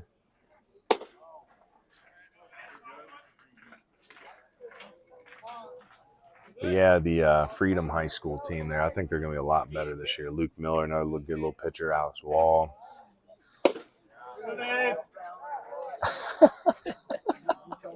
I love our chat right now. Like people reconnecting up on there. A little Asheville high school reunion. Oh, Zach Rayfield pokes one out in center field. That's going to get down in front of Brown. Second hit of the game for Post 82. But also the first hit since Max Davis led off in the first. And he's your hitter right now. With 1 on, 1 out. See if he can get a rally going here for Post 82 in our 2-0 ball game. So if you've been tuning in recently to the Post 70 broadcast, come this time second inning, it's usually been about 15-0. So nice to have a ball game here. Nice poke here and a nice route by Nelson. He's going to throw it all the way back to first. Colton Nelson. Took me a minute. I'm used to seeing him at shortstop, but the fact of the matter is Colt's a good athlete, and he may end up in the outfield at Wingate. Third base, second base, shortstop, outfield. You want to do a lot for your team. You know, I know some of y'all might have a favorite position, but truth be told, if you're one of the best 9 hitters, it's just about finding a spot on the field. Pickoff attempt here. Do you remember that little exercise I made the kids do in middle school when I was getting frustrated when everybody wanted to play shortstop? I made them fill out that little note card, and I was like, question 1,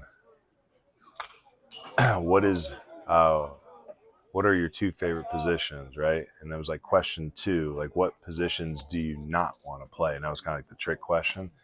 And, you know, you get the cards and it's 15 shortstops, 4 catchers. You know, it's like, you know, people want to all play the same position, but it's like we could do that. I could put 7 kids out there at short, but we're probably not going to win with y'all standing there. Pickoff attempt. But I remember Esteban Sanchez. He just wrote on the question number 2, like, I can play any position. Like, I'll play any position. It's like, well, that's why Esteban played all the time and worked his butt off. And then you had other players that I think it made him realize, like, oh, dang, I'm being stubborn here. And That's how I was. Do I look like a first baseman? No. Guess who played first base in high school? There you go. Couple games. Got to do it all. Wyatt McSwain up for a second time here. Chases one down in the dirt there. Shows a little frustration with himself. But Wyatt capable of making the adjustment. We'll see. It's a big swinger for Crest this year. He was our Poppies Player of the Week the first week of the season after he hit about 15 home runs. I think it was actually 3, but that first week he came out hot out the gate pitching too and just never gave in. Like, he ended up being the 3A state pitcher of the year. And this is a kid who was really just dabbling with it coming into the season. Got to do a shout out to head to toe performance. Wyatt's been down there working out hard, and I think that contributes to a lot of his success. The strength and conditioning that they're teaching down there. There was 1 hit. So the single by Rayfield is all they get. It's going to be the top of the lineup here for Post 70 when we come back around. And I think Hunter's got some words for the viewers on our bat sponsor. You know, one thing, Camwood Bats being our bat sponsor and longtime supporter of Baseball University of the Blue Ridge. They're located in Haywood County, but they're serving baseball and softball players across the nation. Remember, guys, I told you I saw the little YouTube Shorts video of Camwood. There was a softball thing. It just kind of popped up in my feed. So it was really awesome to see that coming across. Get your game bats, trainers, tees, tutorials, and more, all available for purchase at camwoodbats.com. And as part of our partnership with Camwood, make sure to use the coupon code BBUWNC for a 10% discount on all purchases through their website. Appreciate Camwood being a bat sponsor and a longtime supporter of Baseball University of the Blue Ridge. Yeah, we thank Wes Helms and everybody up at Camwood, especially Mitchell Whitener, who's always put to task to get us our game bats or our trophy bats there during the season. But one of the best coaches out here, especially at that youth level. Trying to talk Mitchell here soon. I don't know if he knows it. He's probably heard from some of our other buddies, but I'm about to start trying to talk him into coaching the Junior Legion team next year because I think he's the best player development coach this side of the state. Looking through the history of the American Legion brochure here, want to mention again, it's 100 years in, but man, look at these names. And again, this is our window, guys, to make Legion great again. I have to get hats for that. And make Legion great again. And it's great right now. Here's some quotes for you. Yogi Berra, who played for Post 245 out of St. Louis, was once quoted as saying it was the most fun he ever had. Ted Williams played for his post in San Diego. Frank Robinson played for his post out of Oakland, California. Mark Teixeira was a Legion guy. Let's see. Here's an interesting fact. Babe Ruth was too old to join Legion when it started, but he spent his final years of his life promoting the program as its director of operations. Big swing by Brown, but settled under by Zach Rayfield out there in center field, out number 1. So again, the goal is to just continuously have our best players come out. Same for Junior Legion. That would be our best 27s and 28s. And again, our best 27s and 28s will make Senior Legion. But the plan is, I think, for Junior Legion is to play the schedule, but also have that barnstorming team where we can go to tournaments and go find college campuses to go challenge another team on and play in front of them. And when we go do that, we can bring our underclassmen from the senior post with us, but that's where Legion has to make up the ground, is offering the recruiting options. And that's the whole point of this broadcast for any of you college coaches that are tuning in. It's a chance for you to see talent and then maybe coerce you to actually come out to the games and meet some of these guys. And, I know a lot of our boys on the Post 70 group are committed, but a lot of Legion, and again, with even our D1 and D2 guys, it's like we'll see how it goes. But the Area 4 Junior Legion division is dominated pretty much by Cherryville and Shelby. Burns has a post. And again, this is where it gets interesting. The post can kind of sponsor the high school teams, too, to keep them together. Because, Stuart Kramer, East Gaston has a team. Belmont has a team. Gaston Christian, the high school, has a team. Bessemer City has a team. And they have an East and a West division, too. So, again, our Central, Chase, Newton Conover, East Rutherford, McDowell. Again, McDowell Post 56. That'd be a place to see a Senior Legion team come up. Again, they could pull from not only McDowell, but maybe Yancey, maybe Mitchell. Some good small school players up there. And Coach Jennings Green does a great job with Mitchell. Coach Reagan at Mountain Heritage. Coach Tipton at Madison. Just really good small mountain baseball down there, could feed into McDowell. So it's just about brainstorming, trying to get all the Legionnaires and coaches on the same mind wave. Anyway, strike 3, looking Burlette Payton, not happy about it. But Evan Connor goes down. What was Colt's? He grounded out. Where did Colt go? You see the replay here? Strikeout. So 2 strikeouts? Yeah. All right. Swinging. Wow, Putnam dialed in there after a rough second inning. Goes 1-2-3, much like he did in the first. So heading into the top of the 4th, it'll be Drew Dixon, Colby Putnam, and Luke Rayfield. Want to mention, and we were just hanging out with them a few hours ago, Coach Deaton at Caldwell Community College is going to be our host for our next prospect filming. It's going to be August 16th. Is that right? 16th. August 16th. Tentatively scheduled at Caldwell, but we're thinking about moving it to McNair Stadium in Forest City, still to be hosted by Caldwell, Coach Deaton, Coach Penny, and staff. Good films. Come get your data. Come get your scouting notes. Right now, you're wondering what happened after the June 4th filming. Right now, I'm in the process of going through and working with all those 26s and helping them get their films out, putting them in front of the right schools. Again, a lot of those guys are here at the workout today at West Henderson to get in front of Coach Chubb from Geneva. But again, we really are big fans of Coach Deaton and Coach Penny. We think they do a great job down there, really care about their kids. They're very in tune with the economics of junior college baseball, but not just a film day. It's a program. We're going to spend a little time afterwards getting you guys prepped and ready to attack the recruiting process head on. And I think if I learned one thing down at the Whirlwood Bat, and again, there's great talent there, but I think it made me realize that like these kids really are probably better off reaching out to the schools themselves. You know, all these coaches are going to go all the way down to Atlanta to try to evaluate you. Just get them a film. Not a lot of coaches are traveling to those things anymore. Like you'll see not here anything outside of the big schools. I saw only big schools. I saw a couple SAC schools, but I think Geneva, Coach Chubb was the only one down there as of the small schools. And you kids got to remember, 65% of college baseball is pretty much small school. You know, you got D1, which is about I think 18% of college baseball. But after D1 and D2, 65% of baseball is small school, which is D3, NAIA, USCAA, and JUCO. Well, even then, D1's like, even like for example, like previously Danny Hall at Tech, Wes Johnson at Georgia, like knowing those guys.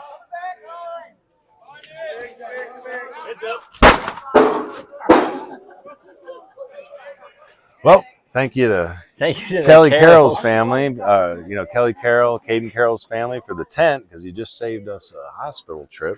Yeah. That foul ball. That was definitely coming right at you. That foul ball hit the tarp. Yeah, we're going back to what I was saying. Guys like Danny Hall, Wes Johnson, they're not even going to those tournaments every weekend. They might go to one or two where they've got 3 or 4 guys that they know who've already committed. Now, they do have the budget to hire a recruiter, too. You know, someone that just simply recruits for the team. You'll see that for small schools. It's the coaches. And even in D1, like you finally got the paid third assistant the past couple of years. Like that was never around, so a lot of guys are on their own time going. Nice little piece of hitting here by Dixon, but it's going to hold up and fall into the glove of Hayes Hillier out there. The pitcher, number 3, Colby. College baseball recruiting is interesting because, you know, on Friday nights, if you're at a home game for football, your head coach from a small school or whatever, if they're in the area, they can go. Kirby can go up to Atlanta and watch a guy play and then turn back around and coach the next Saturday. It happens often. But you don't see Wes Johnson doing that on a Friday night because they're playing every Friday night that the high school teams are.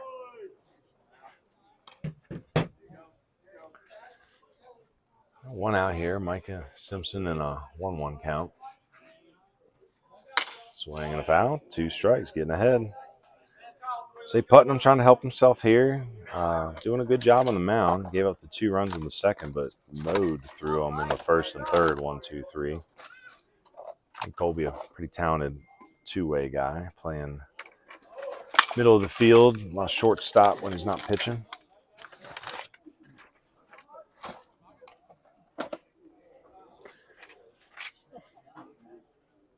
A 1-2 count remains. Simpson delivers. He spoils that one again. We'll do this 1-2 count again. Say if anybody's got any scores on that Cherryville game or any of the other post games, drop a line in the chat. Again, I think we have a super chat now, so some of y'all listening might be able to. Oh, that ball stays fair. Putnam around first base. He's going to put the brakes on, though. It's going to be a single. But I think we haven't had one yet, so I don't know if anybody wants to be our test dummy, but I think you can do a super chat and drop like $1 or $5, some sort of tip, you know. But I don't know if we've engaged that yet. What do you got there? Timestamps, moderation. Maybe not. I know I got an email a couple weeks back said that we were able to have super chats, but I'm not a tech guy. I don't know. You can send your money to. I'm just kidding. Give you an address. Hunter Brown, courtesy runner. I would say most importantly, join the Patreon. You know, it's a monthly subscription. Hopefully, going to get better content up there to share with our Patreons before it's released to the public. We'll be starting a podcast soon. I've been putting that off for a minute, but say Hunter Brown pinch running there for Colby Putnam at first base. Close play, but he's back in safely. Hunter just graduated from Chase High School. He's heading off to play for Coach Collins at Surrey Community College. Runner goes, bunts through it. Evan Connor throws high. Oh, I don't know about that, but they're going to say they got Brown say throw is high, but came back down and hit him before he hit the bag, he says. So nice work by middle infielders there to come down with the baseball. Who came down with that? Was it Eli Shin or was it Carson Wallace? Who's covering? Eli Shin on the Michael Jordan play, jumps up, makes the catch, and slaps the tag down. So 6-4, 2-4 on the caught stealing. What do you think, Hunter? You saw the replay? I think he got him in real time. It looked like he got that tag down. It would have been a lot easier if the throw wasn't high. The throw beat him by a mile. Say if the throw was online, it might have got him without question. So 1-2. Yeah, what's your count? 1-2 count. Need that, like real time. Whoa. Say Luke Rayfield batting from the right side here against the left-handed Micah Simpson. Luke, a switch hitter.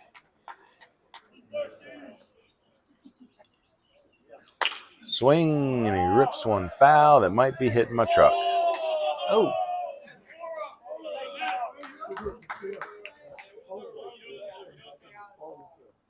Umpire asking for some baseballs.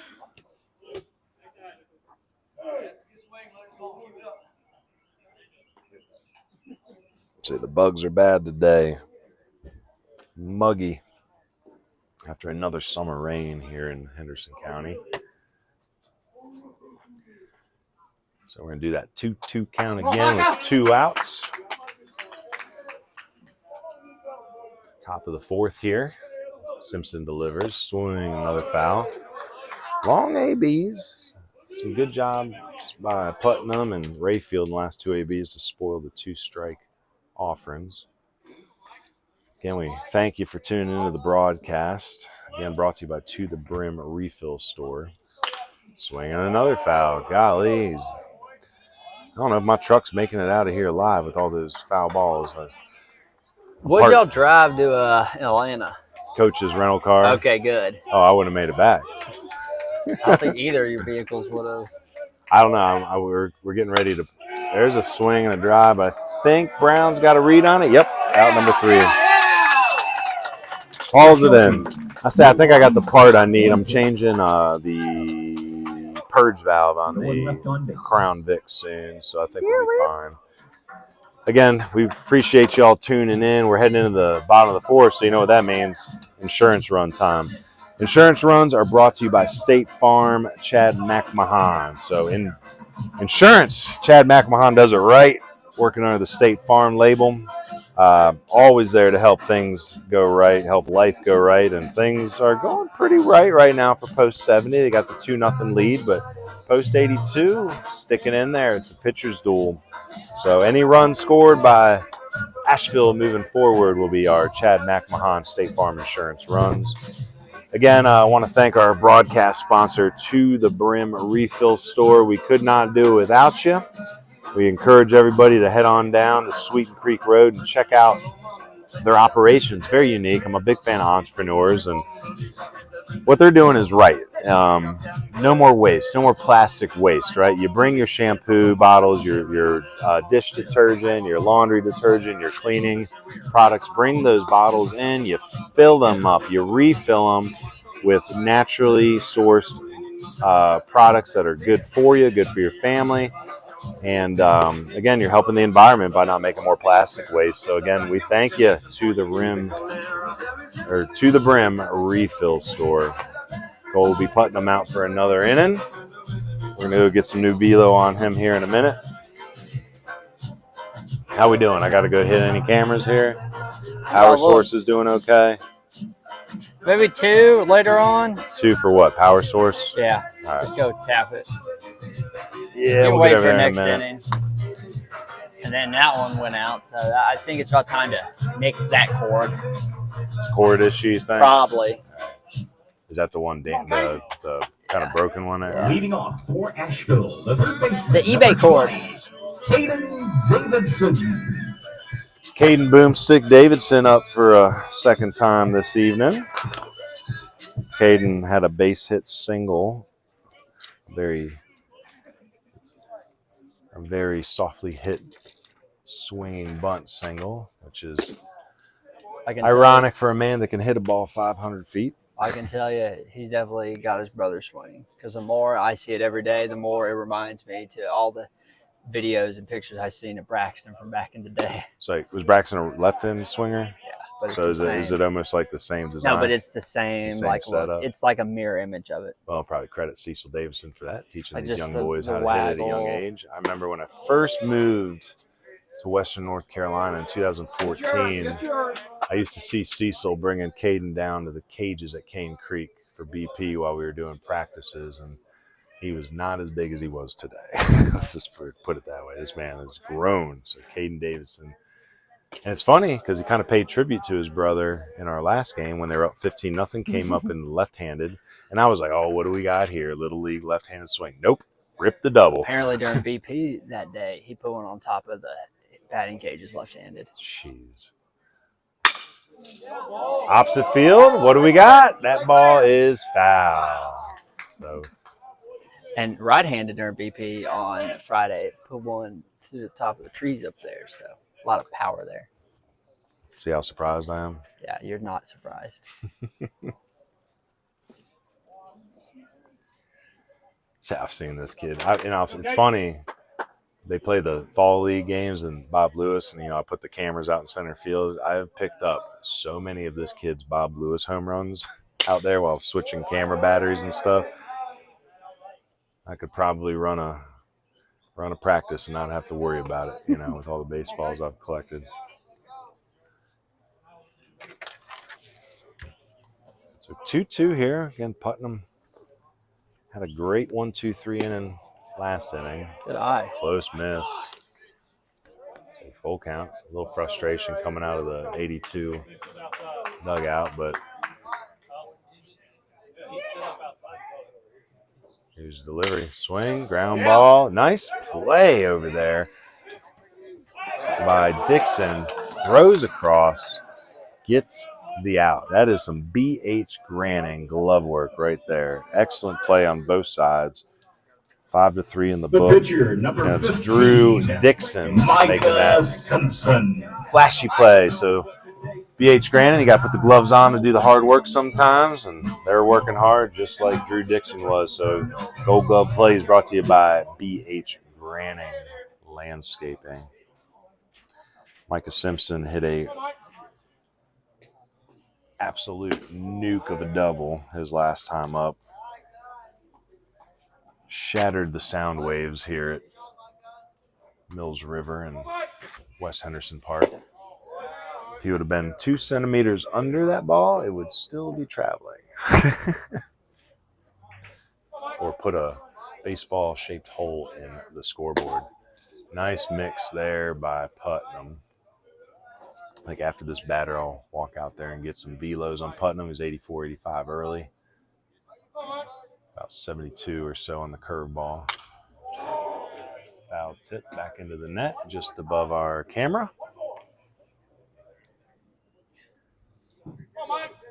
So power button on the battery for 2, and that's it. Yeah. Okay, I'll start heading out that way with the radar gun. Strike 3 looking. So Burlette painting the corners with Burlette painting there. Gets Micah Simpson looking. I'll bring Carson Wallace up to the plate. I'll hand it over to Hunter. I'll go grab some velo numbers. Well, Wallace back up again. Go, Carson!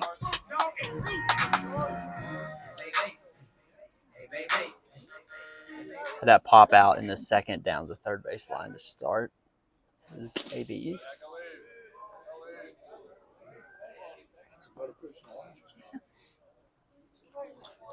Yeah, not the run scores I was projecting to Coach Lindsay earlier tonight, but I'm moving at a good pace here.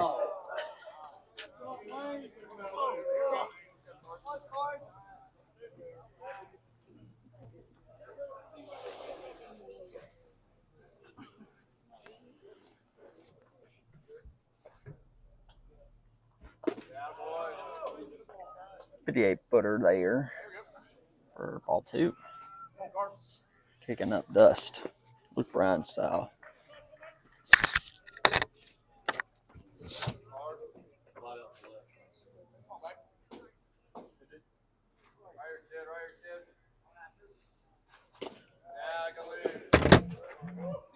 Hitters count for Carson.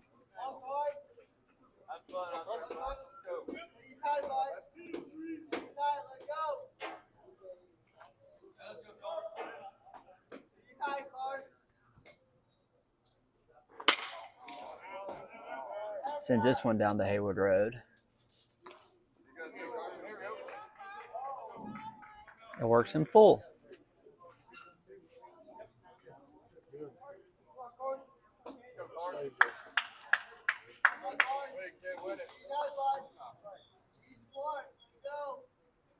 Pivotal pitch here. And we'll do it again.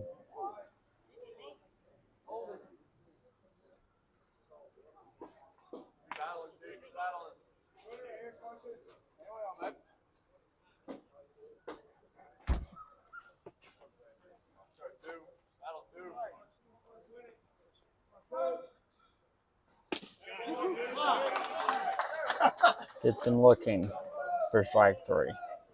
That'll be a Burlette 3 down for painting Asheville in the bottom of the 4th.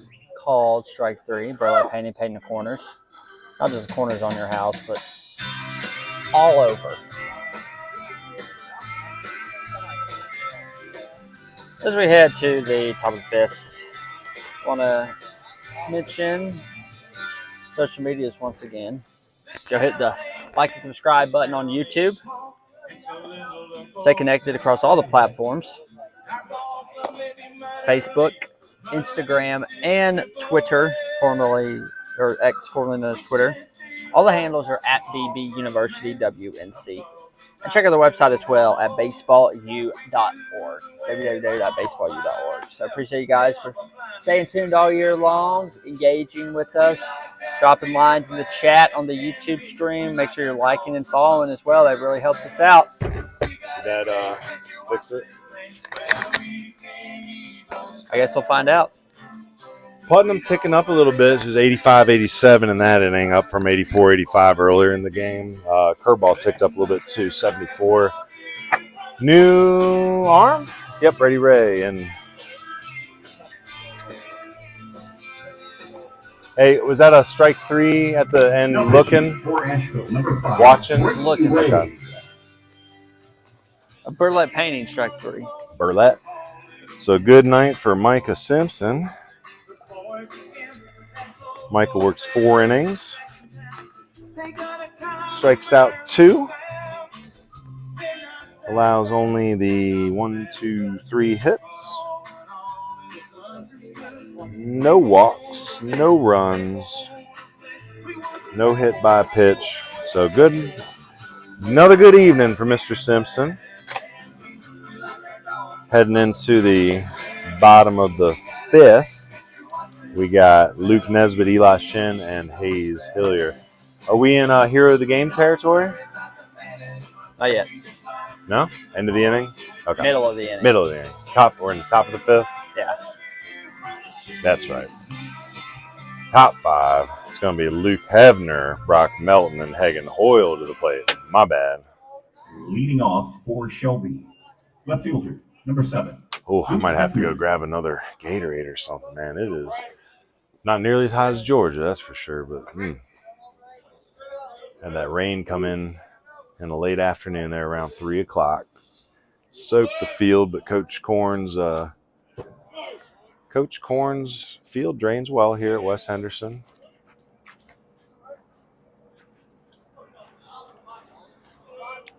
So Brady Ray in the pitch. Brady heading off to Cleveland Community College next year.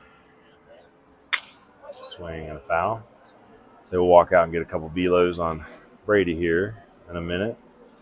Worked with Brady last year. Came out to our Mars Hill prospect filming in 2024. Put up good numbers and got a lot of interest. You know, a lot of D2s, JUCOs.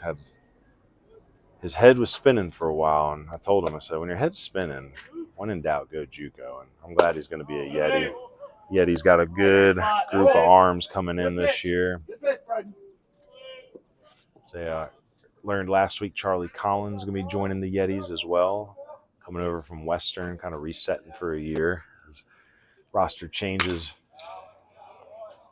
pushed coaches to send a couple of their good ball players packing. But still a lot of talent out there at the JUCO, D2, D3 level, NAI.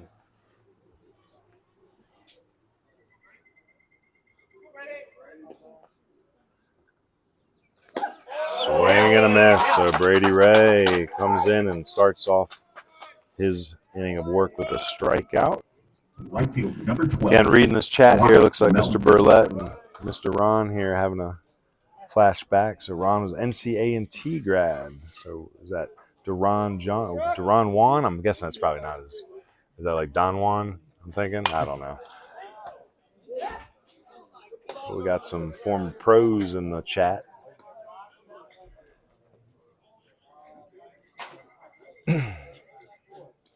Again, at the middle of the inning, we'll be doing our Owen Joseph Hero of the Game. Want to remind our viewers that if you got a veteran you want to celebrate, reach out to us. Ooh, big old Baltimore chop flies over Caden Davidson's head, so it's going to be a single for Melton.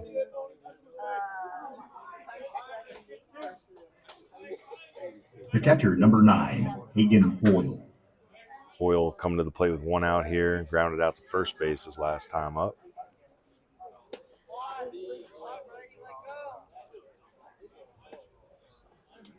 I'll walk out there real quick and get some velo if you want to take the plate by plate.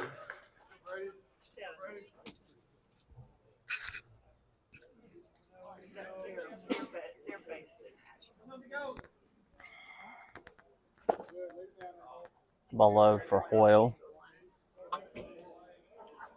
Grounded out the first in the third inning during his first at bat.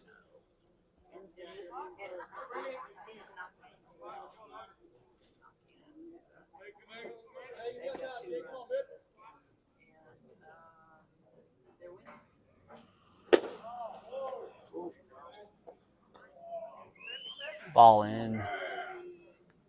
Hoyle. Let's go 5.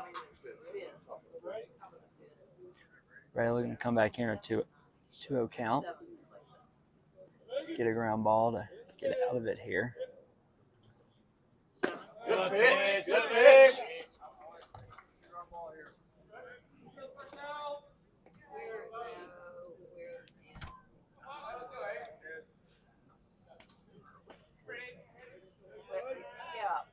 Ray picking off.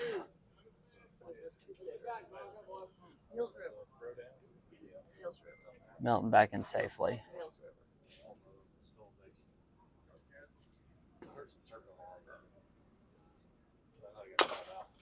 A little chopper in the infield, but it'll go foul, and Ray will pick it up. Here's second strike of the AB 2-2 count. 86-87 steady for Ray, so that's good to see with him coming off the hip surgery in the late winter, early spring. Again, returned for one outing his senior year at North Buncombe at the very end. We're glad to have him here at Post 70 because he's a heck of a ball player, another product of the Nova Pitching Academy. Not really academy, but Nova Pitching with Coach Payne. A good little fight here by Hoyle. 2-2 count.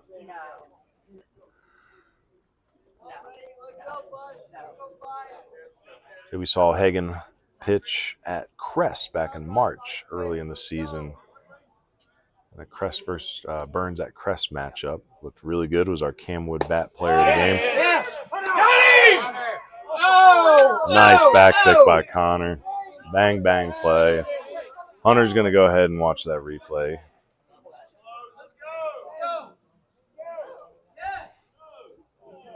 Oh, wait. They say he didn't swing on that?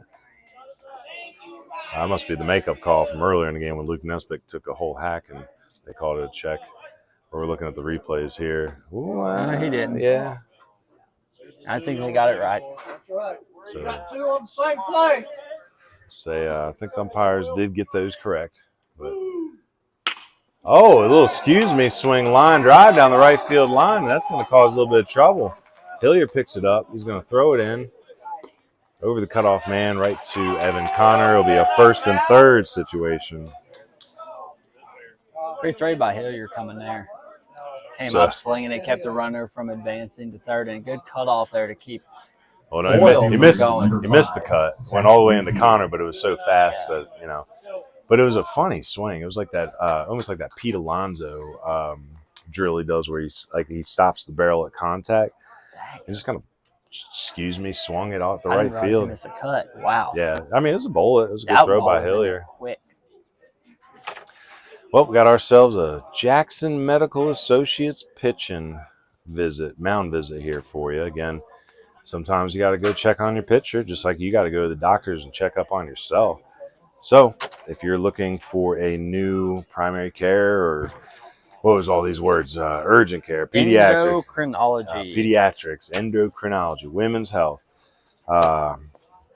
You got to get with Jackson Medical Associates and ask some good questions. Their team will prioritize your peace of mind. And Coach Decker out there trying to bring some peace of mind to Brady Ray and let these Cardinals know, like, hey, you're still in control of this game. 1 out, 1st and 3rd. What's your plan?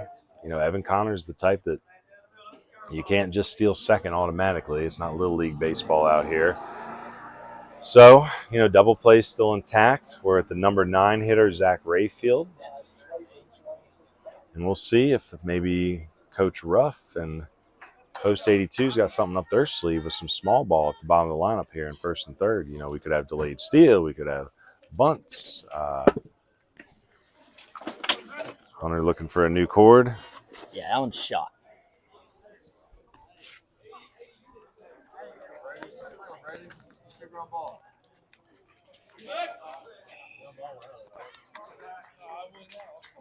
So Zach Rayfield is a quick runner, so he's not going to be an automatic double play, even if he does put one down on the ground.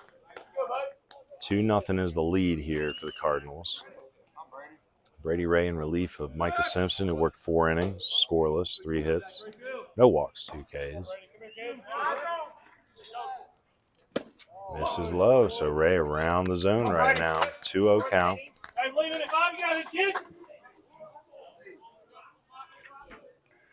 Started this inning off with a strikeout to Hebner, and the back-to-back singles by Melton and Hoyle.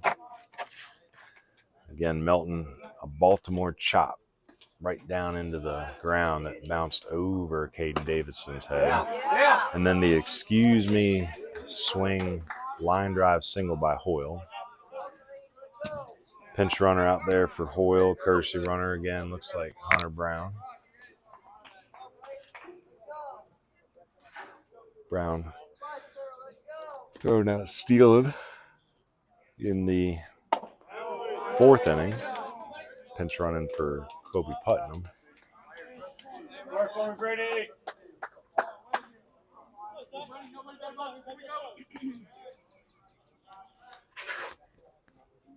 Rayfield 3-1 count. Top of the lineup. On deck. There's a strike on the corner. 3-2 count here for Ray. Again, Ray sitting about 86, 87 with the fastball. Full count. See if the runner at first is in motion with only 1 out. Strike 3 looking.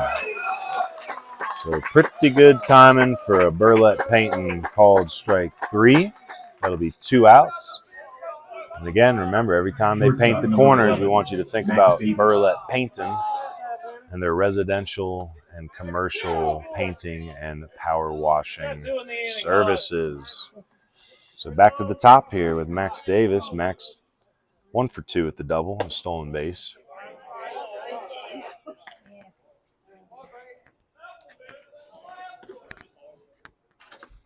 So 1st and 3rd. Brady Ray 1 out away from helping the Cardinals get out of this potential rally by Shelby. Uh-oh, big bounder. Shin in. Davis quick. But not quick enough because Eli Shin whips that right over to the first base. Side retired. 2 hits. But no damage done. Heading into the bottom of the 5th. It's going to be Luke Nesbitt, Eli Shin, and Hayes Hillier. Well, tonight we got a special one here in our Owen Joseph Hero of the Game.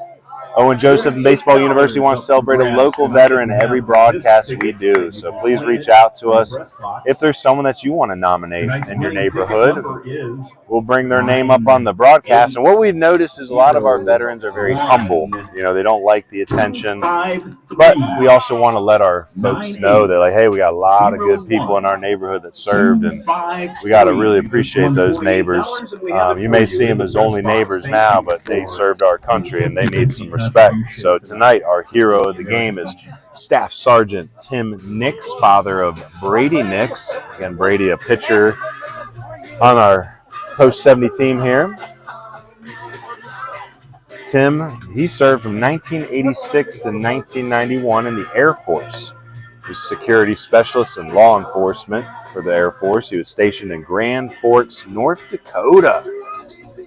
And also did some time in, hopefully I'm going to say this right, but Incirlik, Turkey? Is that the name of the town, I'm guessing? And then Cheyenne, Wyoming. But I guess Incirlik Air Base, is that what it's called?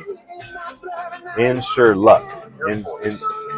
Security specialist in law enforcement. Incirlik. So, but yeah, I guess that's how you say it. But anyway, been around, and that's what I think the military can do for you, is kind of show you around the world, especially, you know, being a small kid. If you're just out of Western North Carolina, you know, it's like my grandfather. He grew up on a farm in Minnesota. Like I said, didn't really have a mother or father, and his family was raised by some uncles that they were still German speaking at the time, immigrants. But he, Number 21, the first, you know, when he joined the Navy, he got to go see things all around the world that nobody gets to see. But Tim Nix, very much the same experience. You know, he served in Desert Storm, guarding aircraft, and even nuclear weapons. So I know Tim very well, worked with Brady through the process.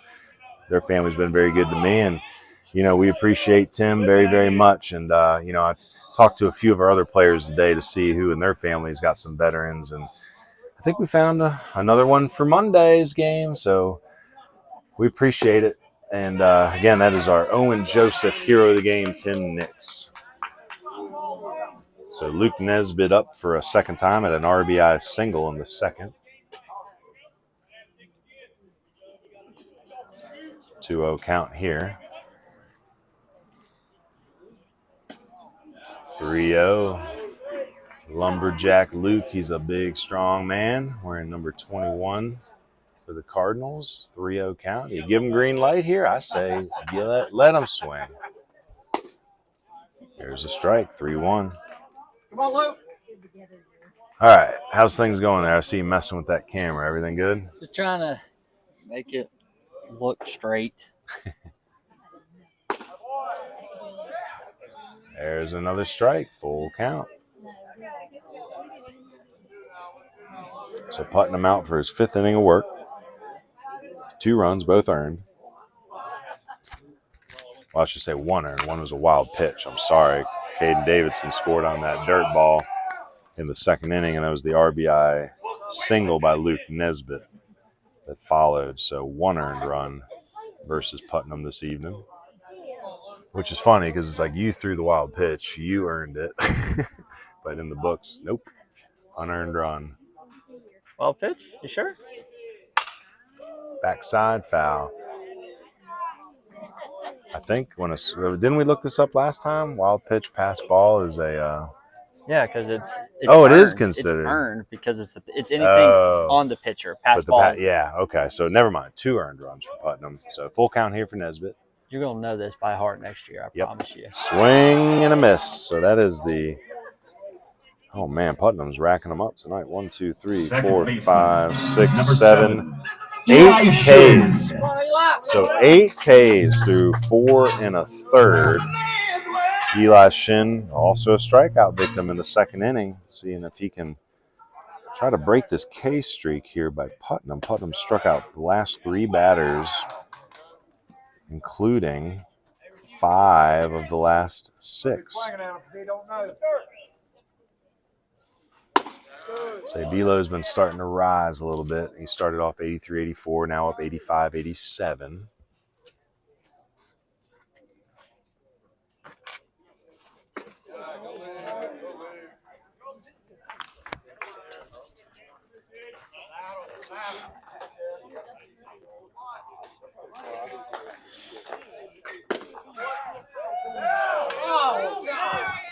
Called strike there. 2-1.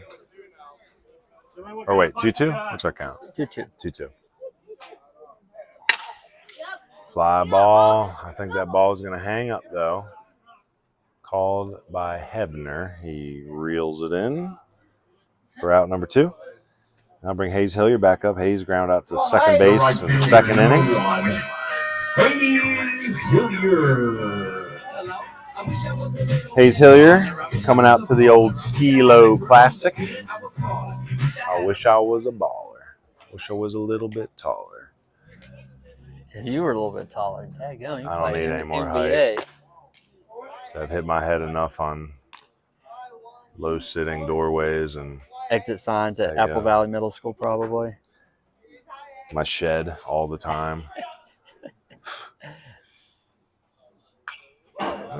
Kind of a defensive swing for a 1-0 pitch, so 1-1.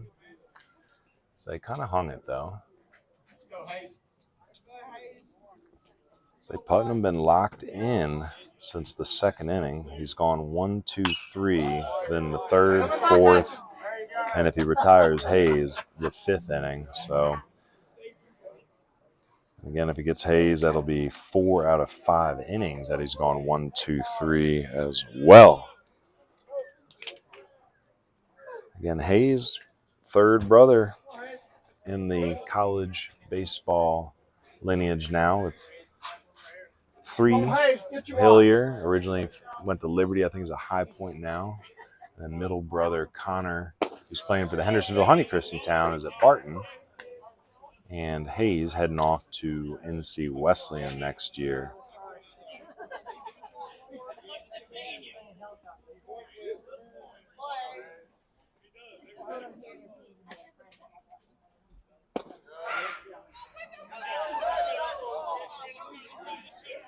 What's the call here? Everyone's standing around, and it is strike. Strike 3? Strike 3?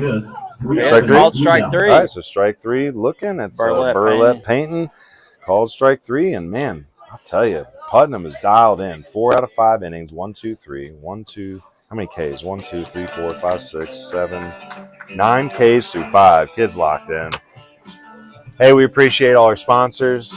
They've been able to help these broadcasts come to life, but we also want to thank our Patreons. We have, I think, 4 or 5 now.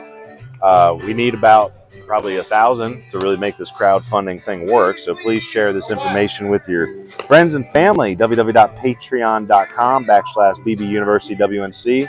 We get a lot of people that come up to us and say, hey, we really love what you're doing. We think this is great for Western North Carolina. But again, we only got 4 patrons. Again, different memberships.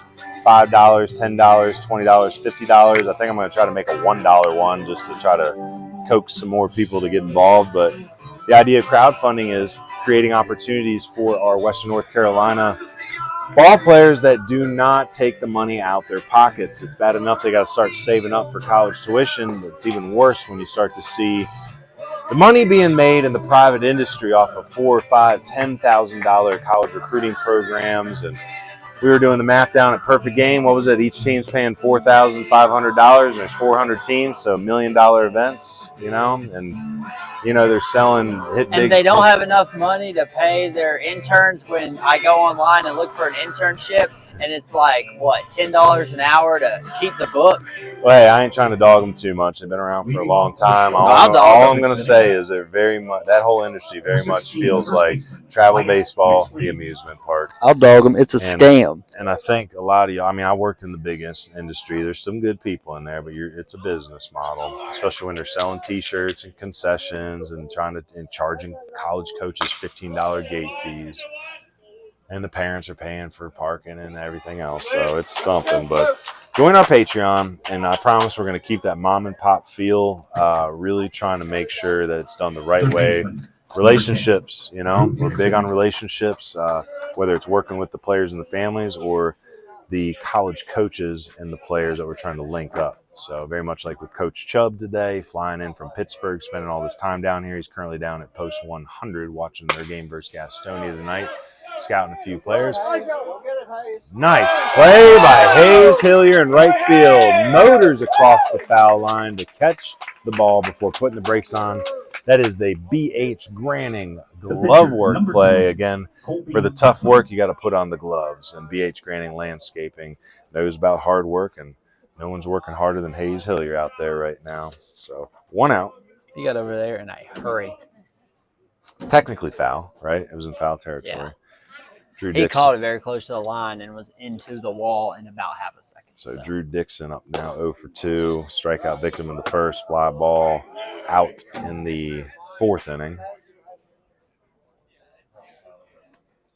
Been a good one tonight. Thank God no more double headers with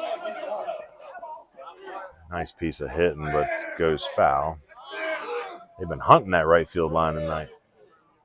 But I'll say it's nice to have a game here, not a laugher. You know, on Friday, 2 no-hitters thrown in 5-inning games with a total combined score of 28-0. Yeah. Feels like a public massacre, but tonight, good baseball with a lot of college-level athletes. Say Brady Ray in a 2nd inning of work. Say Brady found himself in a 1st and 3rd situation with 1 out, was able to work out of it. Had a big strike out of Rayfield, and then the ground ball to Eli Shin off the bat of Davis to end the 5th.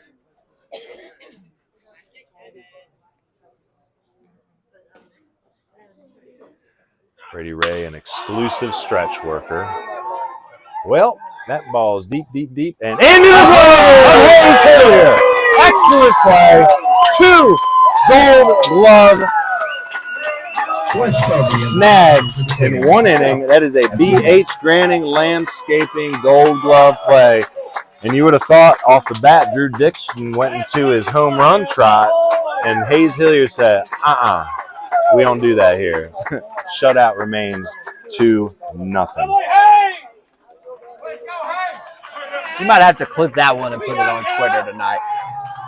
Who was that off the bat of? Dixon? Or is that Putnam? Oh, that was Putnam. My bad, everybody. Messed that one up. So off the bat of Putnam. How did Dixon? What was the 2nd out of the inning? Sorry, making Hunter go back. Was that the foul out too? Was that yes. 2? And what was the first one then? Because I messed up on McSwain. Ground out. To who? Shortstop. 6-3. So 6-3. My bad.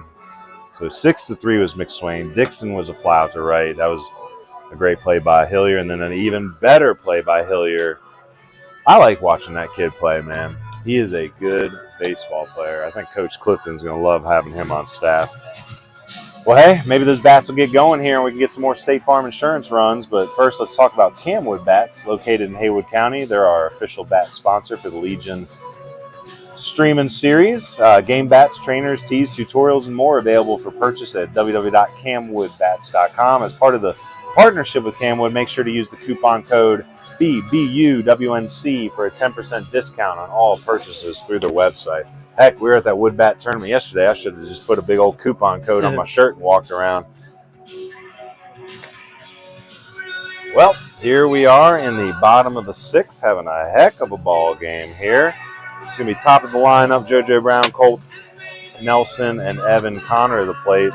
Colby Putnam's been lights out since the end of the 2nd inning. 1, 2, 3 innings in the 3rd, 4th, and 5th. He had one in the 1st as well, so only that 2nd inning being the star on the box score for Post 82. Colby Putnam out for his 6th inning of work. Velo's been rising. For Asheville. So Velo's been rising throughout the game. So speaking of that, I think I'm going to go out and get a Velo reading on Mr. Putnam real quick. I'll be right back. JoJo Brown leading off for Post 70. Ball driven high to left field. Called for the first out of the inning by.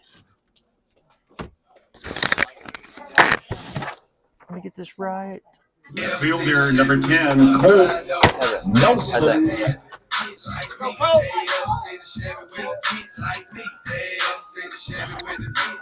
Let me put this in the book for Ryan. Foul ball for Nelson. Colt grounded out and struck out in his first 2 plate appearances. FO7. Ball driven deep center field for Colt. Cut off right at the wall. Oh, he puts on the brakes late, and that'll be a long single for the Tuscola grad. Still 85 steady for Putnam. Got up to 87 earlier. That's foul out. Okay. I don't know how you do it, but that's And then foul. Colt with a single. Single to center. Oh, that ball was foul across the line? I think so. I was going to say he airborned it, but Evan Connor, strikeout victim twice. Once swinging, once looking. Takes a strike here. Say that base hit by Colt Nelson is the breaks up a 1, 2, so it's 9, 10, 9, 10, 11, 12. 12 straight batters retired until that Colt Nelson single for Now Putnam. 2 in a row on for Putnam, with Evan Connor getting hit in the back. And bring Caden back up. Caden Davison had the single, scored on the wild pitch in the second.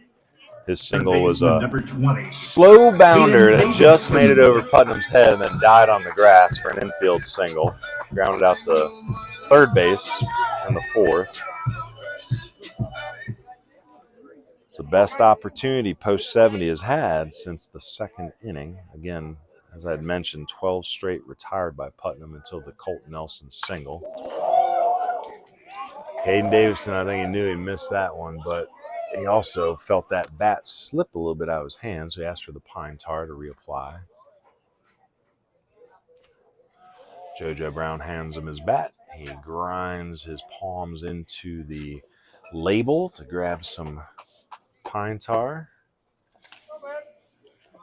Don't see none of these boys putting pine tar on their helmets like they used to. Love me some pine tar. Especially That was on the helmet best right part. here. I say it was the best part about playing wood bat is that just that sticky feel. You know, you get it on all over your hat, your helmet. Purposely trying to put it all the way up past the label so you can have your George Brett moment. One of my favorite baseball moments of all time, the pine tar incident. Big bounder. Backs up Davis. And an excellent read by Colt Nelson to come in and score a Chad McMahon insurance run. So kind of a wacky play. Bounding ball. Davis backs up to try to take the big hop. Eats him up. So it's going to be So E6, do we give him the RBI, though? Next up for Asheville, number 15, Micah. So Colt Nelson just never stops. So an excellent piece of base running by Colt. The E6 brings in an unearned run, but it is a Chad McMahon State Farm insurance run nonetheless. Chad McMahon here to help life go right, and things run really right there on that bounding ball for Post 70. So Caden Davidson is at second base. Or excuse me, at first base. Another loud hit off the bat of Simpson, but this time foul. So again, Caden at first, pinch runner Tay Trantham running for Evan Connor. That's second base. So first and second. 1 out.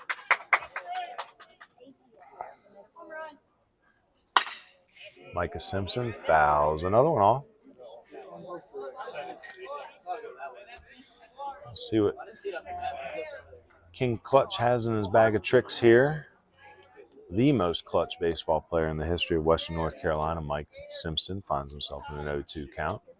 Give him a plaque for it. I mean,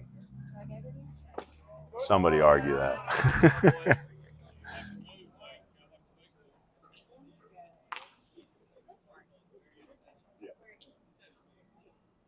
1-2 count here.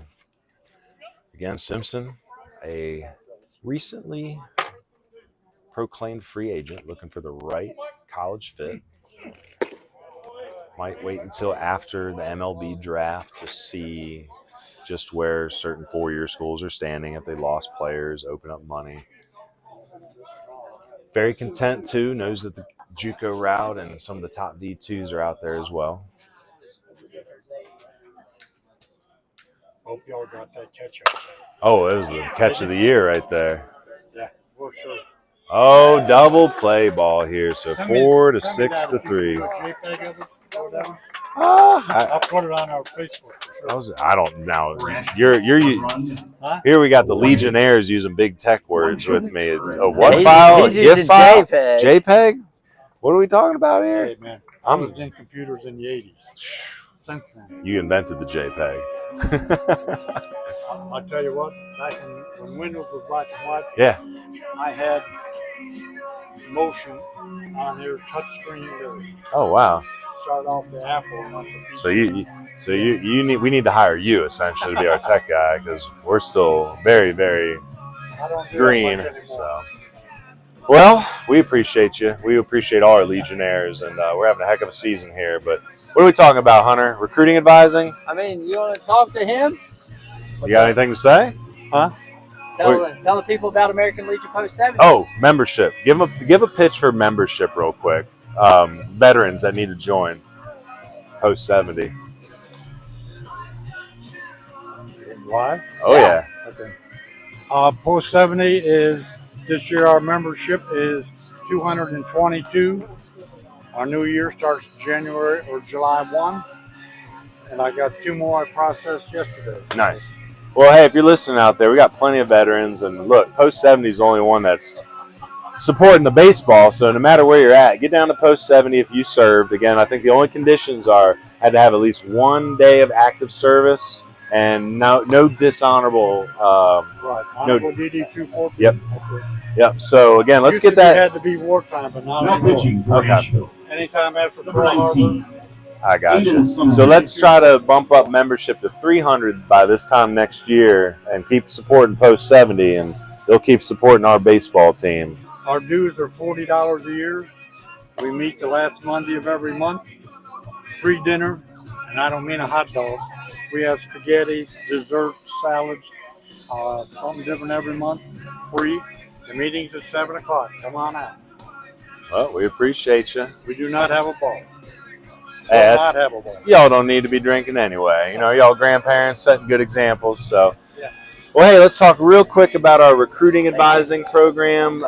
We got 30 kids is what we shoot for in each recruiting class. Been actually talking to Mr. Will Lindsay about maybe hiring him on part-time if the demand is there, but I can only handle about 30 at a time. So again, if you're at 26 right now, especially if we know each other and we've been working together a little bit through film, if you need help through the process, consider signing up for our recruiting advising program. It's very affordable. I work with families to put together monthly payment plans if necessary, but I promise you the days of the $3,500, $5,000, $10,000 recruiting advising programs are dead in Western North Carolina because our families have this option. Much more affordable, much more intimate, mom and pop style. I think if you've been tuning into our broadcast, you've been hearing a lot of the former families stopping by and talking. And again, I worked in the big industry, so I am the antithesis. Baseball University is the antithesis of the big business industry of recruiting. Well, top 7, final chance here for Shelby, 3-0. Got that Chad McMahon insurance run there at the end. New pitcher. We have Aiden Sumner out there, 3-0 count. 2 innings of work by Brady Ray. We'll give you his line in just a second. That is a strike. Okay, so 3-1 count.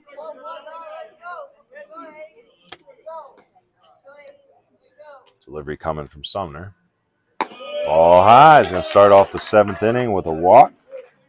I'll bring Luke Hevner up. So Ray had a quick 1-2-3 in the 6th, labored a little bit in the 5th, but overall, good outing for Mr. Ray. It was 86, 87. No runs. He allowed 2 hits, walked none, and struck out 2. So good combined outings so far by Simpson and Ray. First walk of the game, actually.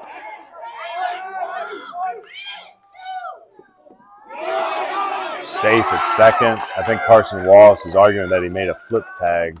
We're going to watch the replay there, but who made the throw on that? Was that Sumner? Yeah. So E1 on the throw. Right fielder number 12, Brock Melton. First and second now. So watching the replay, bunt went way up in the air. Sumner picks it up, had plenty of time, threw it. He's arguing to tag them up there, but he was already on the bag. I feel like he's off. Okay. I feel like he's off, no tag. So tying run to the plate that quickly here in the 7th inning. Melton chases one high. Sumner was about 84 steady when we saw him down at Cherryville, currently at Wake Tech. Thing on that play. Huh? I feel like if your momentum's with that bunt's taking you to first, just go first. There's no point in trying to get that lead runner when you're up 3-0. Yeah, so maybe not the right play, even though a good throw got him by a couple steps. But I think if you're Sumner right now, you just got to breathe and get back to just because these 2 runs here, technically really don't mean anything. It's this batter here and every batter that follows that you got to punch out one at a time. This is wide here, so 2-1 count. Come on, 1-9.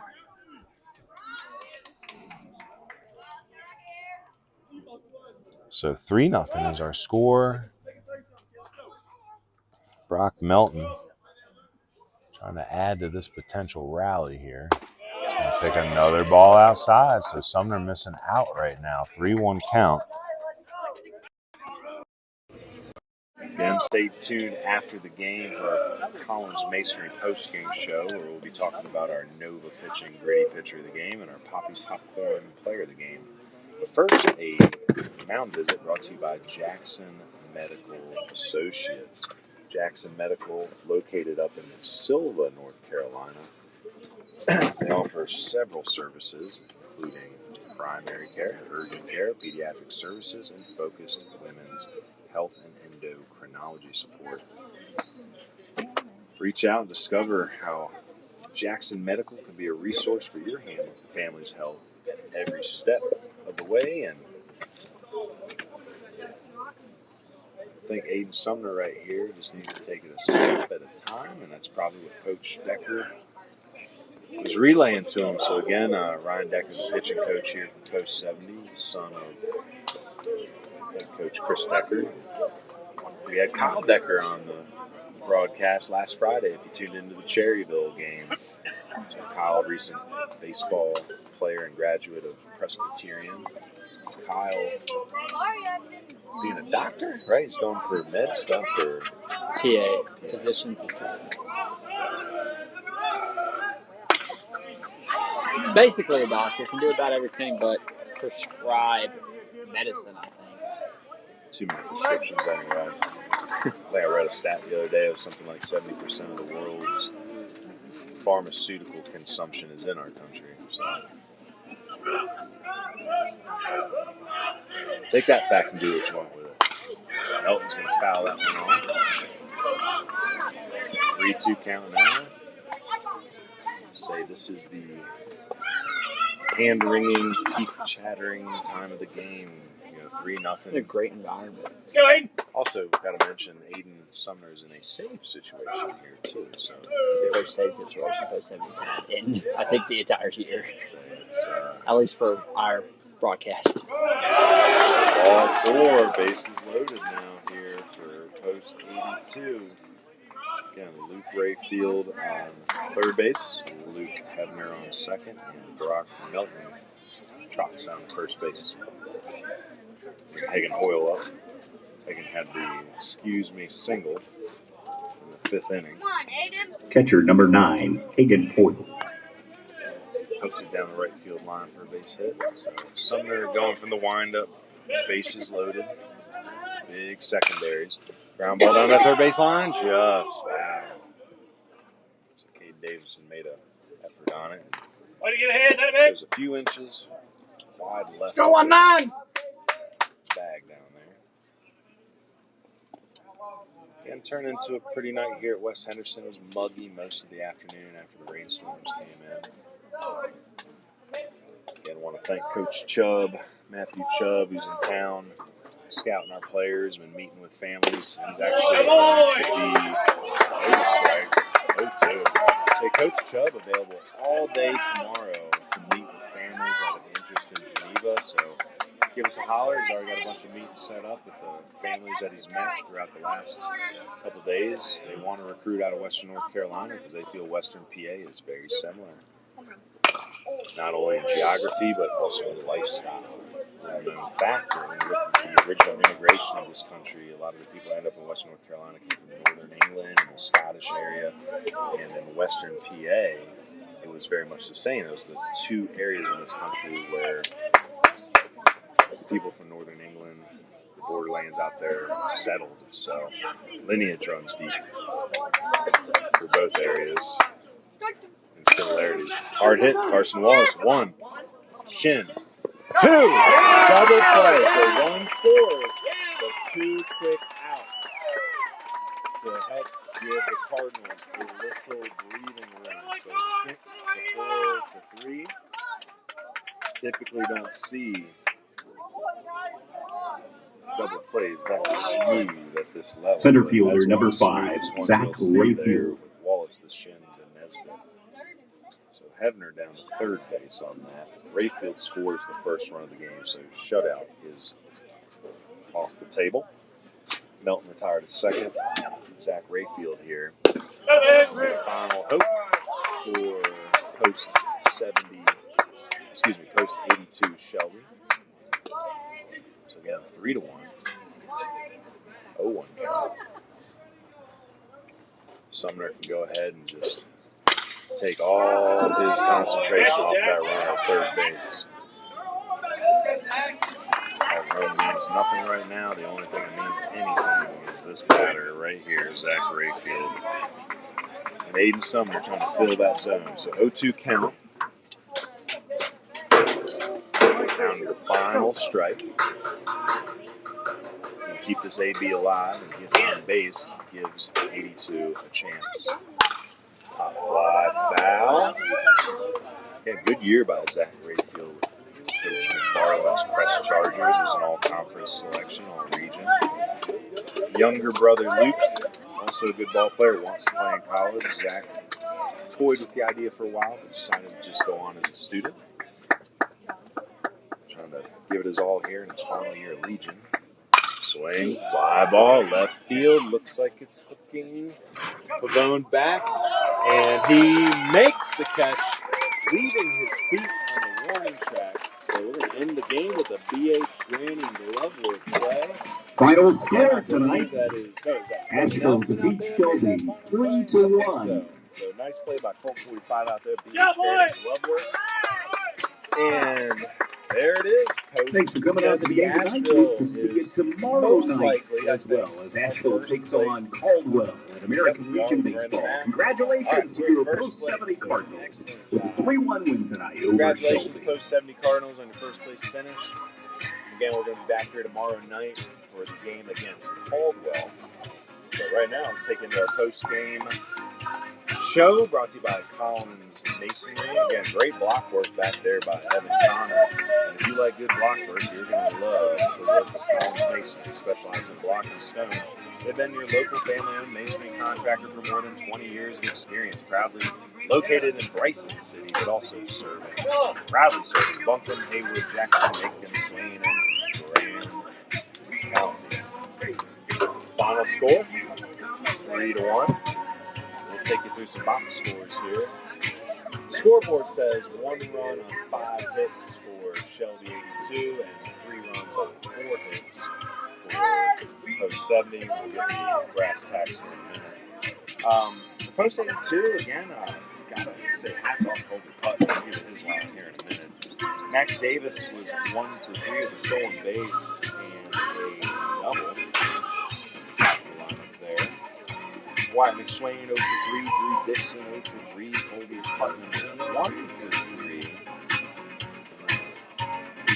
Caught stealing there, the pinch runner. Luke Rayfield was 0 for 2 with a walk. Luke Hebner 0 for 3 reached on there. Brock Nelson was 1 for 2 with a single, and a walk. He's only out of the game with a hard line drive right to the double. Pegame Hoyle, 1 for 3. And lastly, Zach Rayfield, 1 for 3. On the other side, let's give you Colby Putnam's numbers there.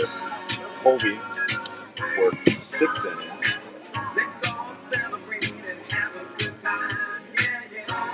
Gave up 3 runs with 2 earned on the error there at the last one. So again, I learned something today. Wild pitches counted in that run. So Putnam, 6 innings, gives up the 3 runs, 2 earned. Allowed 1, 2, 3, 4 hits. So that is correct. Struck out a bunch. Ended the game 1, 2, 3, 4, 5, 6, 7, 8, 9 Ks. And he hit a batter and walked none. So that's actually only 1 walk between the 2 of them this evening. All right, so for your home team heroes here, Coach 70, JoJo Brown 0 for 3. Colt Nelson was 1 for 3 with a run scored. That's a key run, too. A heads up on his part. Evan Connor 0 for 2 with a hit by pitch. Hayden Davidson 1 for 3 with a run scored. Also reached on there. Micah Simpson was 1 for 3 with a loud double and a run scored. Carson Wallace 0 for 2. Luke Nesbitt 1 for 2 with an RBI. Eli Shin 0 for 2 and Hayes Hillier 0 for 2. You got to make note though, Hayes Hillier. 2 amazing catches. Yeah, a lot of good defense tonight. Catch by Colt 2 to end the game, so 3 below. Got caught stealing. Eli Shin with the snag and the tag on the high throw from Connor at the double play turn. Beautiful one to cut up and do a little highlight. It's a beautiful double play turn by Carson Wallace and Eli Shin. Our pitchers tonight, final line, Micah Simpson, 4 innings pitched. He's your winning pitcher. Only allowed 3 hits on 2 Ks, no walks, no runs. Brady Ray is 2 innings of work, 2 hits, 2 Ks, no runs. And in the final inning, earning the save. I think it was our first save of the year. It was Aiden Sumner. Technically, that is an unearned run, I believe, as the runners would not have advanced without the 1. So I think it's 1 run, 0 earned. Allowed no hits, but 2 walks. So 0 hits, 0 strikeouts, 2 walks, earns the save on 1 run, unearned. Well, let's talk about our gritty pitcher of the game. It's going to be Micah Simpson, who earned the W, shut the door early, just mowing down batters. Again, 4 innings, 3 hits, no runs, 2 Ks, no walks.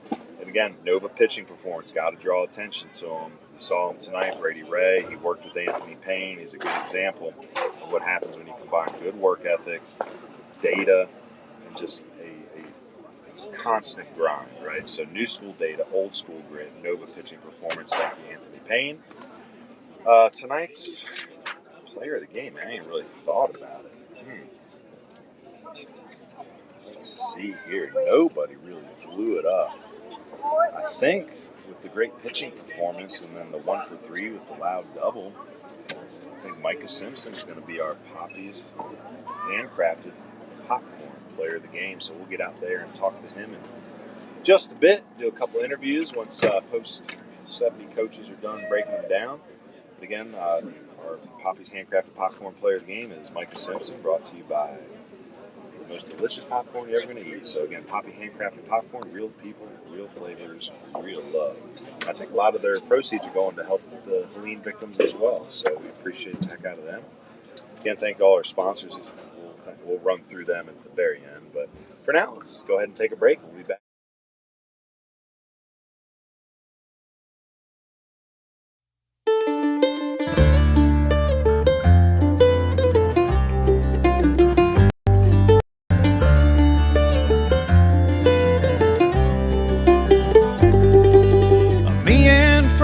Taylor, 2 young'uns full of dreams. Pacific Pacific steamer headed south on the path of the New Orleans. 18 years behind us with a lifetime still ahead. On a bad stretch of the river, getting good at cheating dead.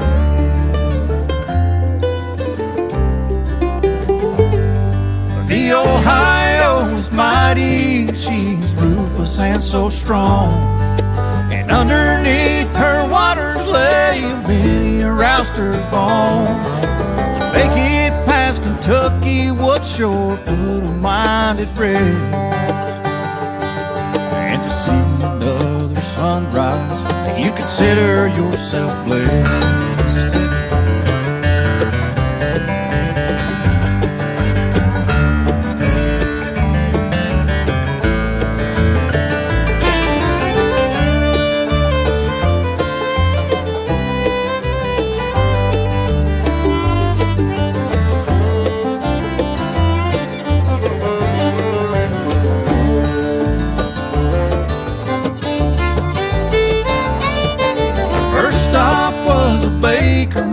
To drop a load of beans. I traded for a ton of coal to feed our steam machine. The stage is up and loaded down, we're headed out again.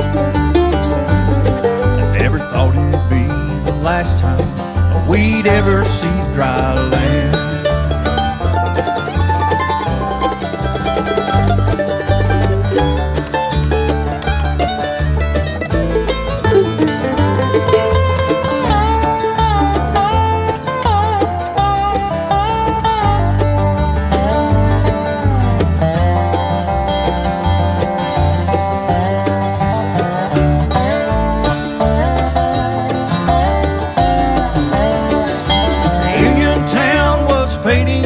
In the pale light of the moon, when hell broke loose and opened up its gates in the boiler room, laying yeah, good game. Everything going well for you? I was hearing you talking to Deaton earlier. It looks like you're gonna wait a little bit. Yeah. Materialize. The draft. I need to wait for the draft because just kind of see if they can get a little money in the spot for you. Especially like the kind of bigger name schools, they've got to wait and see. Someone kind of percolating for you to the top. I'd still love to go to Wilmington. They liked me when they saw me. They're a big one. That's just waiting on the draft, see what they have, see if it's a this year or next year type thing. You doing okay though? Yeah, breathing, doing good. Life. Yeah. I was gonna say, don't. Yeah, I'm gonna relieve it all. Okay. Yeah, something didn't feel right. I get you. Just don't make it your whole existence. You're a human. Oh, 100%. You know what I'm saying? So. That's kind of what this to me is like. I can't put any weight into college baseball because it's just a mess. So. I was down at that Worldwood back for the first time yesterday. I mean, there's dogs, but it's just like it's a shit show. It's all over the place. When you ready? Ben ready? Oh, let's start it off. Just been chatting, waiting for Hunter's go-to. Thanks, buddy. Here's our Poppy handcrafted popcorn player of the week, or excuse me, player of the game. Feels like a week because you've been crushing it. You know, Cherry Bill on was that Sunday last week? Yep. I'm losing time on it, but that's a good team. A lot of good underclassmen on there. Have you ever faced any of those guys before? A few of the Burns guys to the arm, seen the arm before. Obviously, he hits too, Putnam. That was a good game earlier this really past good, year. Really so, good game. What's your mindset knowing that this is the best team? What was on the line tonight? What was the plan coming in? Just explain the execution. I watched them earlier in the year, didn't throw, but they put the ball in play a lot, which is kind of the teams I like to face. Throw strikes, make them put it in play, kind of trust the defense type of game. Like I only had one strikeout, so went for more weak contact. They have a good two-strike approach. Try to get to two strikes fast, get more weak contact late in the count versus fall behind. They get a good swing off, drive the ball. And we had some good plays too. Defense was solid out there. Hayes Hillier, we're going to pull him up in a minute, but my God, speak to your defense a little bit because if I had to choose a weakness earlier in the year, it might have been the defense, just some like kind of brain fog plays. But you go out there, you got the ball in hand, like speak to your defense a little bit. Yeah, I think it takes time for a defense, especially like a new group. And I try to work fast. I think that keeps everybody involved.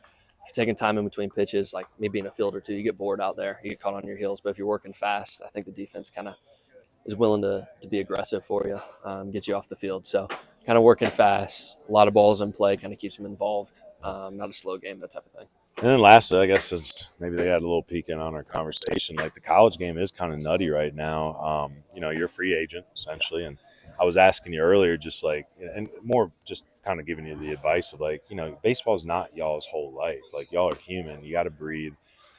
Waiting a little bit for the draft to materialize and see what happens to the D1 level, but you're a good ball player, and I think, what have you learned in the last couple of weeks from this experience about yourself and just what priorities when it comes to looking for the right program? I think putting too much weight into baseball is a risk. It's really easy to do that, especially if you're a good player. Baseball 100%, but situations can fall through, things can happen, and you gotta have something to fall back on. For me, that's my faith, that's my family, that's other activities. But if you've got all your weight set in baseball, things can fall through. And I know there's a right place out there for me, and it's going to work out. But if I had 100% weight in my situation, I would be crushed right now. But instead, I kind of expected, Division I baseball is different now. You can't expect anything. Things happen, and you got to respond. And Philly's really helped me with that at TC. There's a response to this. I know he was watching tonight. Sent him the link. Told him send out to who needs to see it. We're all rooting for you. And I think you are learning good lessons. There are times in life that things aren't going to go right. And these are the challenges that are going to help you be a good husband, a good father one day. So we're rooting for you, buddy. Take your time, and let's just go win the American Legion Absolutely. World Series first. Thank you so much. Hoppy player of the game. Appreciate it. Get that card back. Sorry about that. And we'll talk next time. Matt, get over here. We'll make it quick, but man, the whole world wants to talk to you after that play. Oh my God, that was probably, Hunter, that was probably the loudest play-by-play of the year. There, we were screaming.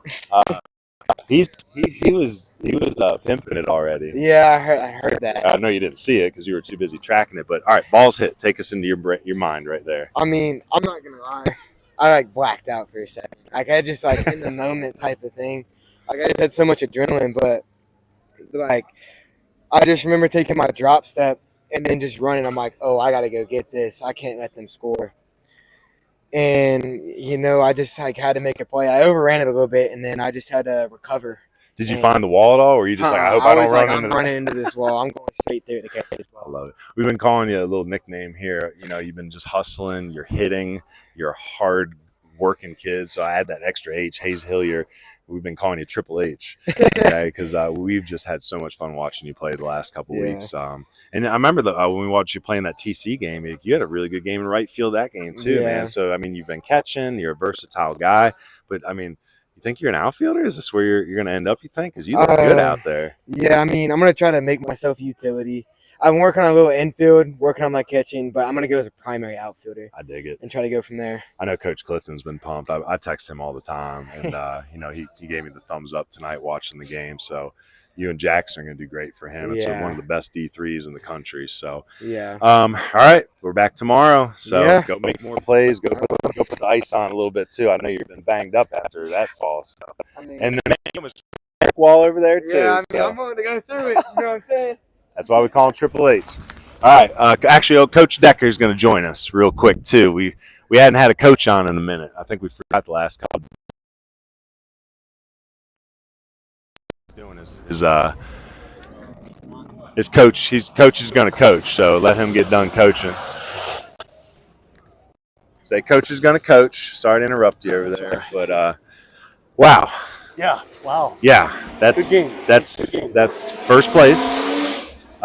Take me back. When's the last time Asheville Post 70 had a first place finish in Area 4? I believe it was 2014.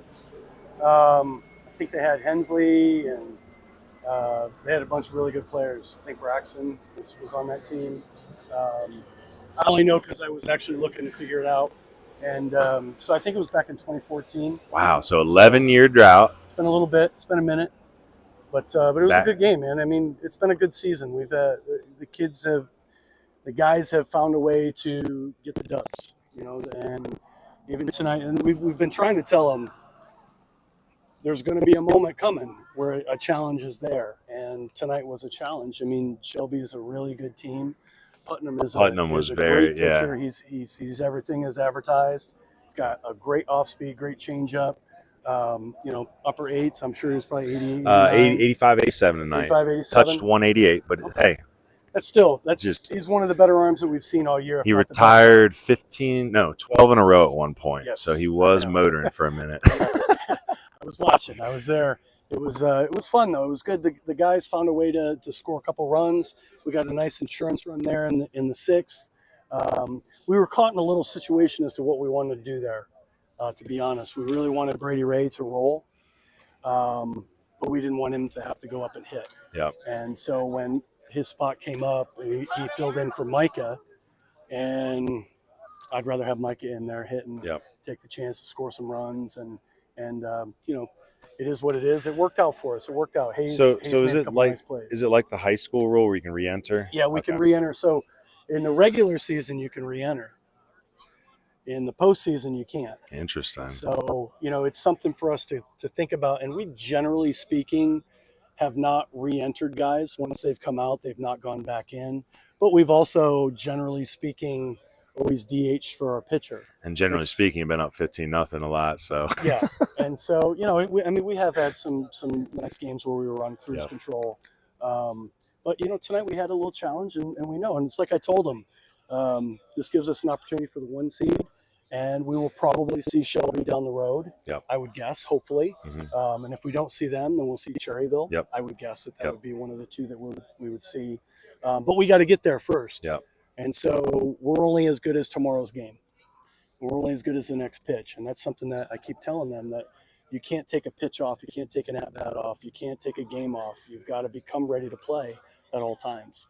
And sometimes it's hard because, we have cruised quite a bit. And we got to remind them every now and again that stay locked in. Pitchers have been lights out, though. It's technically 3 games in a row with no earned runs. I think I did an unearned run there. Quick question for tomorrow's game. No makeup? Like you guys were awarded the win? I'm not sure. I would say for our viewers, they're supposed to be making up 5th inning, up 7-0. 9-2. 9-2. Right. Bottom of the 5th, nobody out, 3-2 count. Nobody on. It's all depends on what the commissioner says. They've said that they would concede the game just to play one. Okay. But in our league, if you forfeit a game, you have to pay a $500 fee. They don't want to pay a $500 fee, which I don't blame them. I wouldn't want to either. Right. So it all depends on what the commissioner says if they have to. So start time is 7, or are we coming in early? So that's also up in the air. Okay. If we're making up a game, it'll be before 7. Okay. So we'll probably go 6 or 6:30. Okay. And I will get that posted just as quick as I can on our Twitter account, and I'll let you know. So gotcha. Last thing you were speaking on him. I'm so excited about this player, but Hayes Hillier is making. Listen, he made a couple really beauts there in the 9th or 6th inning that saved some runs for us. That play he made at the wall, the play he made over at the foul wall out of play. I mean, it was nice. There was a couple really nice plays that he made. Fired our guys up. Right after that, we scored a run. So it just brought energy. Is he the spark plug? I mean, today he was. I was going to say, he seems like he's just 110 and kids love him. Honestly, I think he's a good dude, man. He works hard, and I think we've got 18 guys that can be a spark plug. It's just a matter of whose turn is it. And, it's always pass the baton, keep it rolling. You've guys have been stepping up. Eli Shin's been playing good defense on that snap tag, the double play turn by Wallace. Colt falls down or dives. I couldn't see that. He kind of got turned wrong, and the ball just kept carrying, and then he fell, and I could see it sort of pop out, and he fell to the ground and cuddled it like it was a football. I would say we were cut off. That's our only little blank spot. Is that little spot? Yeah, it was a good catch though. Well, hey, we definitely puckered on that one. Congratulations on the first place finish. Let's finish strong. Monday is tomorrow, maybe 1.5 versus Caldwell, and then Tuesday we're on the road. On the road at Gaston. Then first playoff game is July 5th or July 5th. July 5th. All right. July 5th we'll be at home. All right. Well, I appreciate it. We'll see you tomorrow.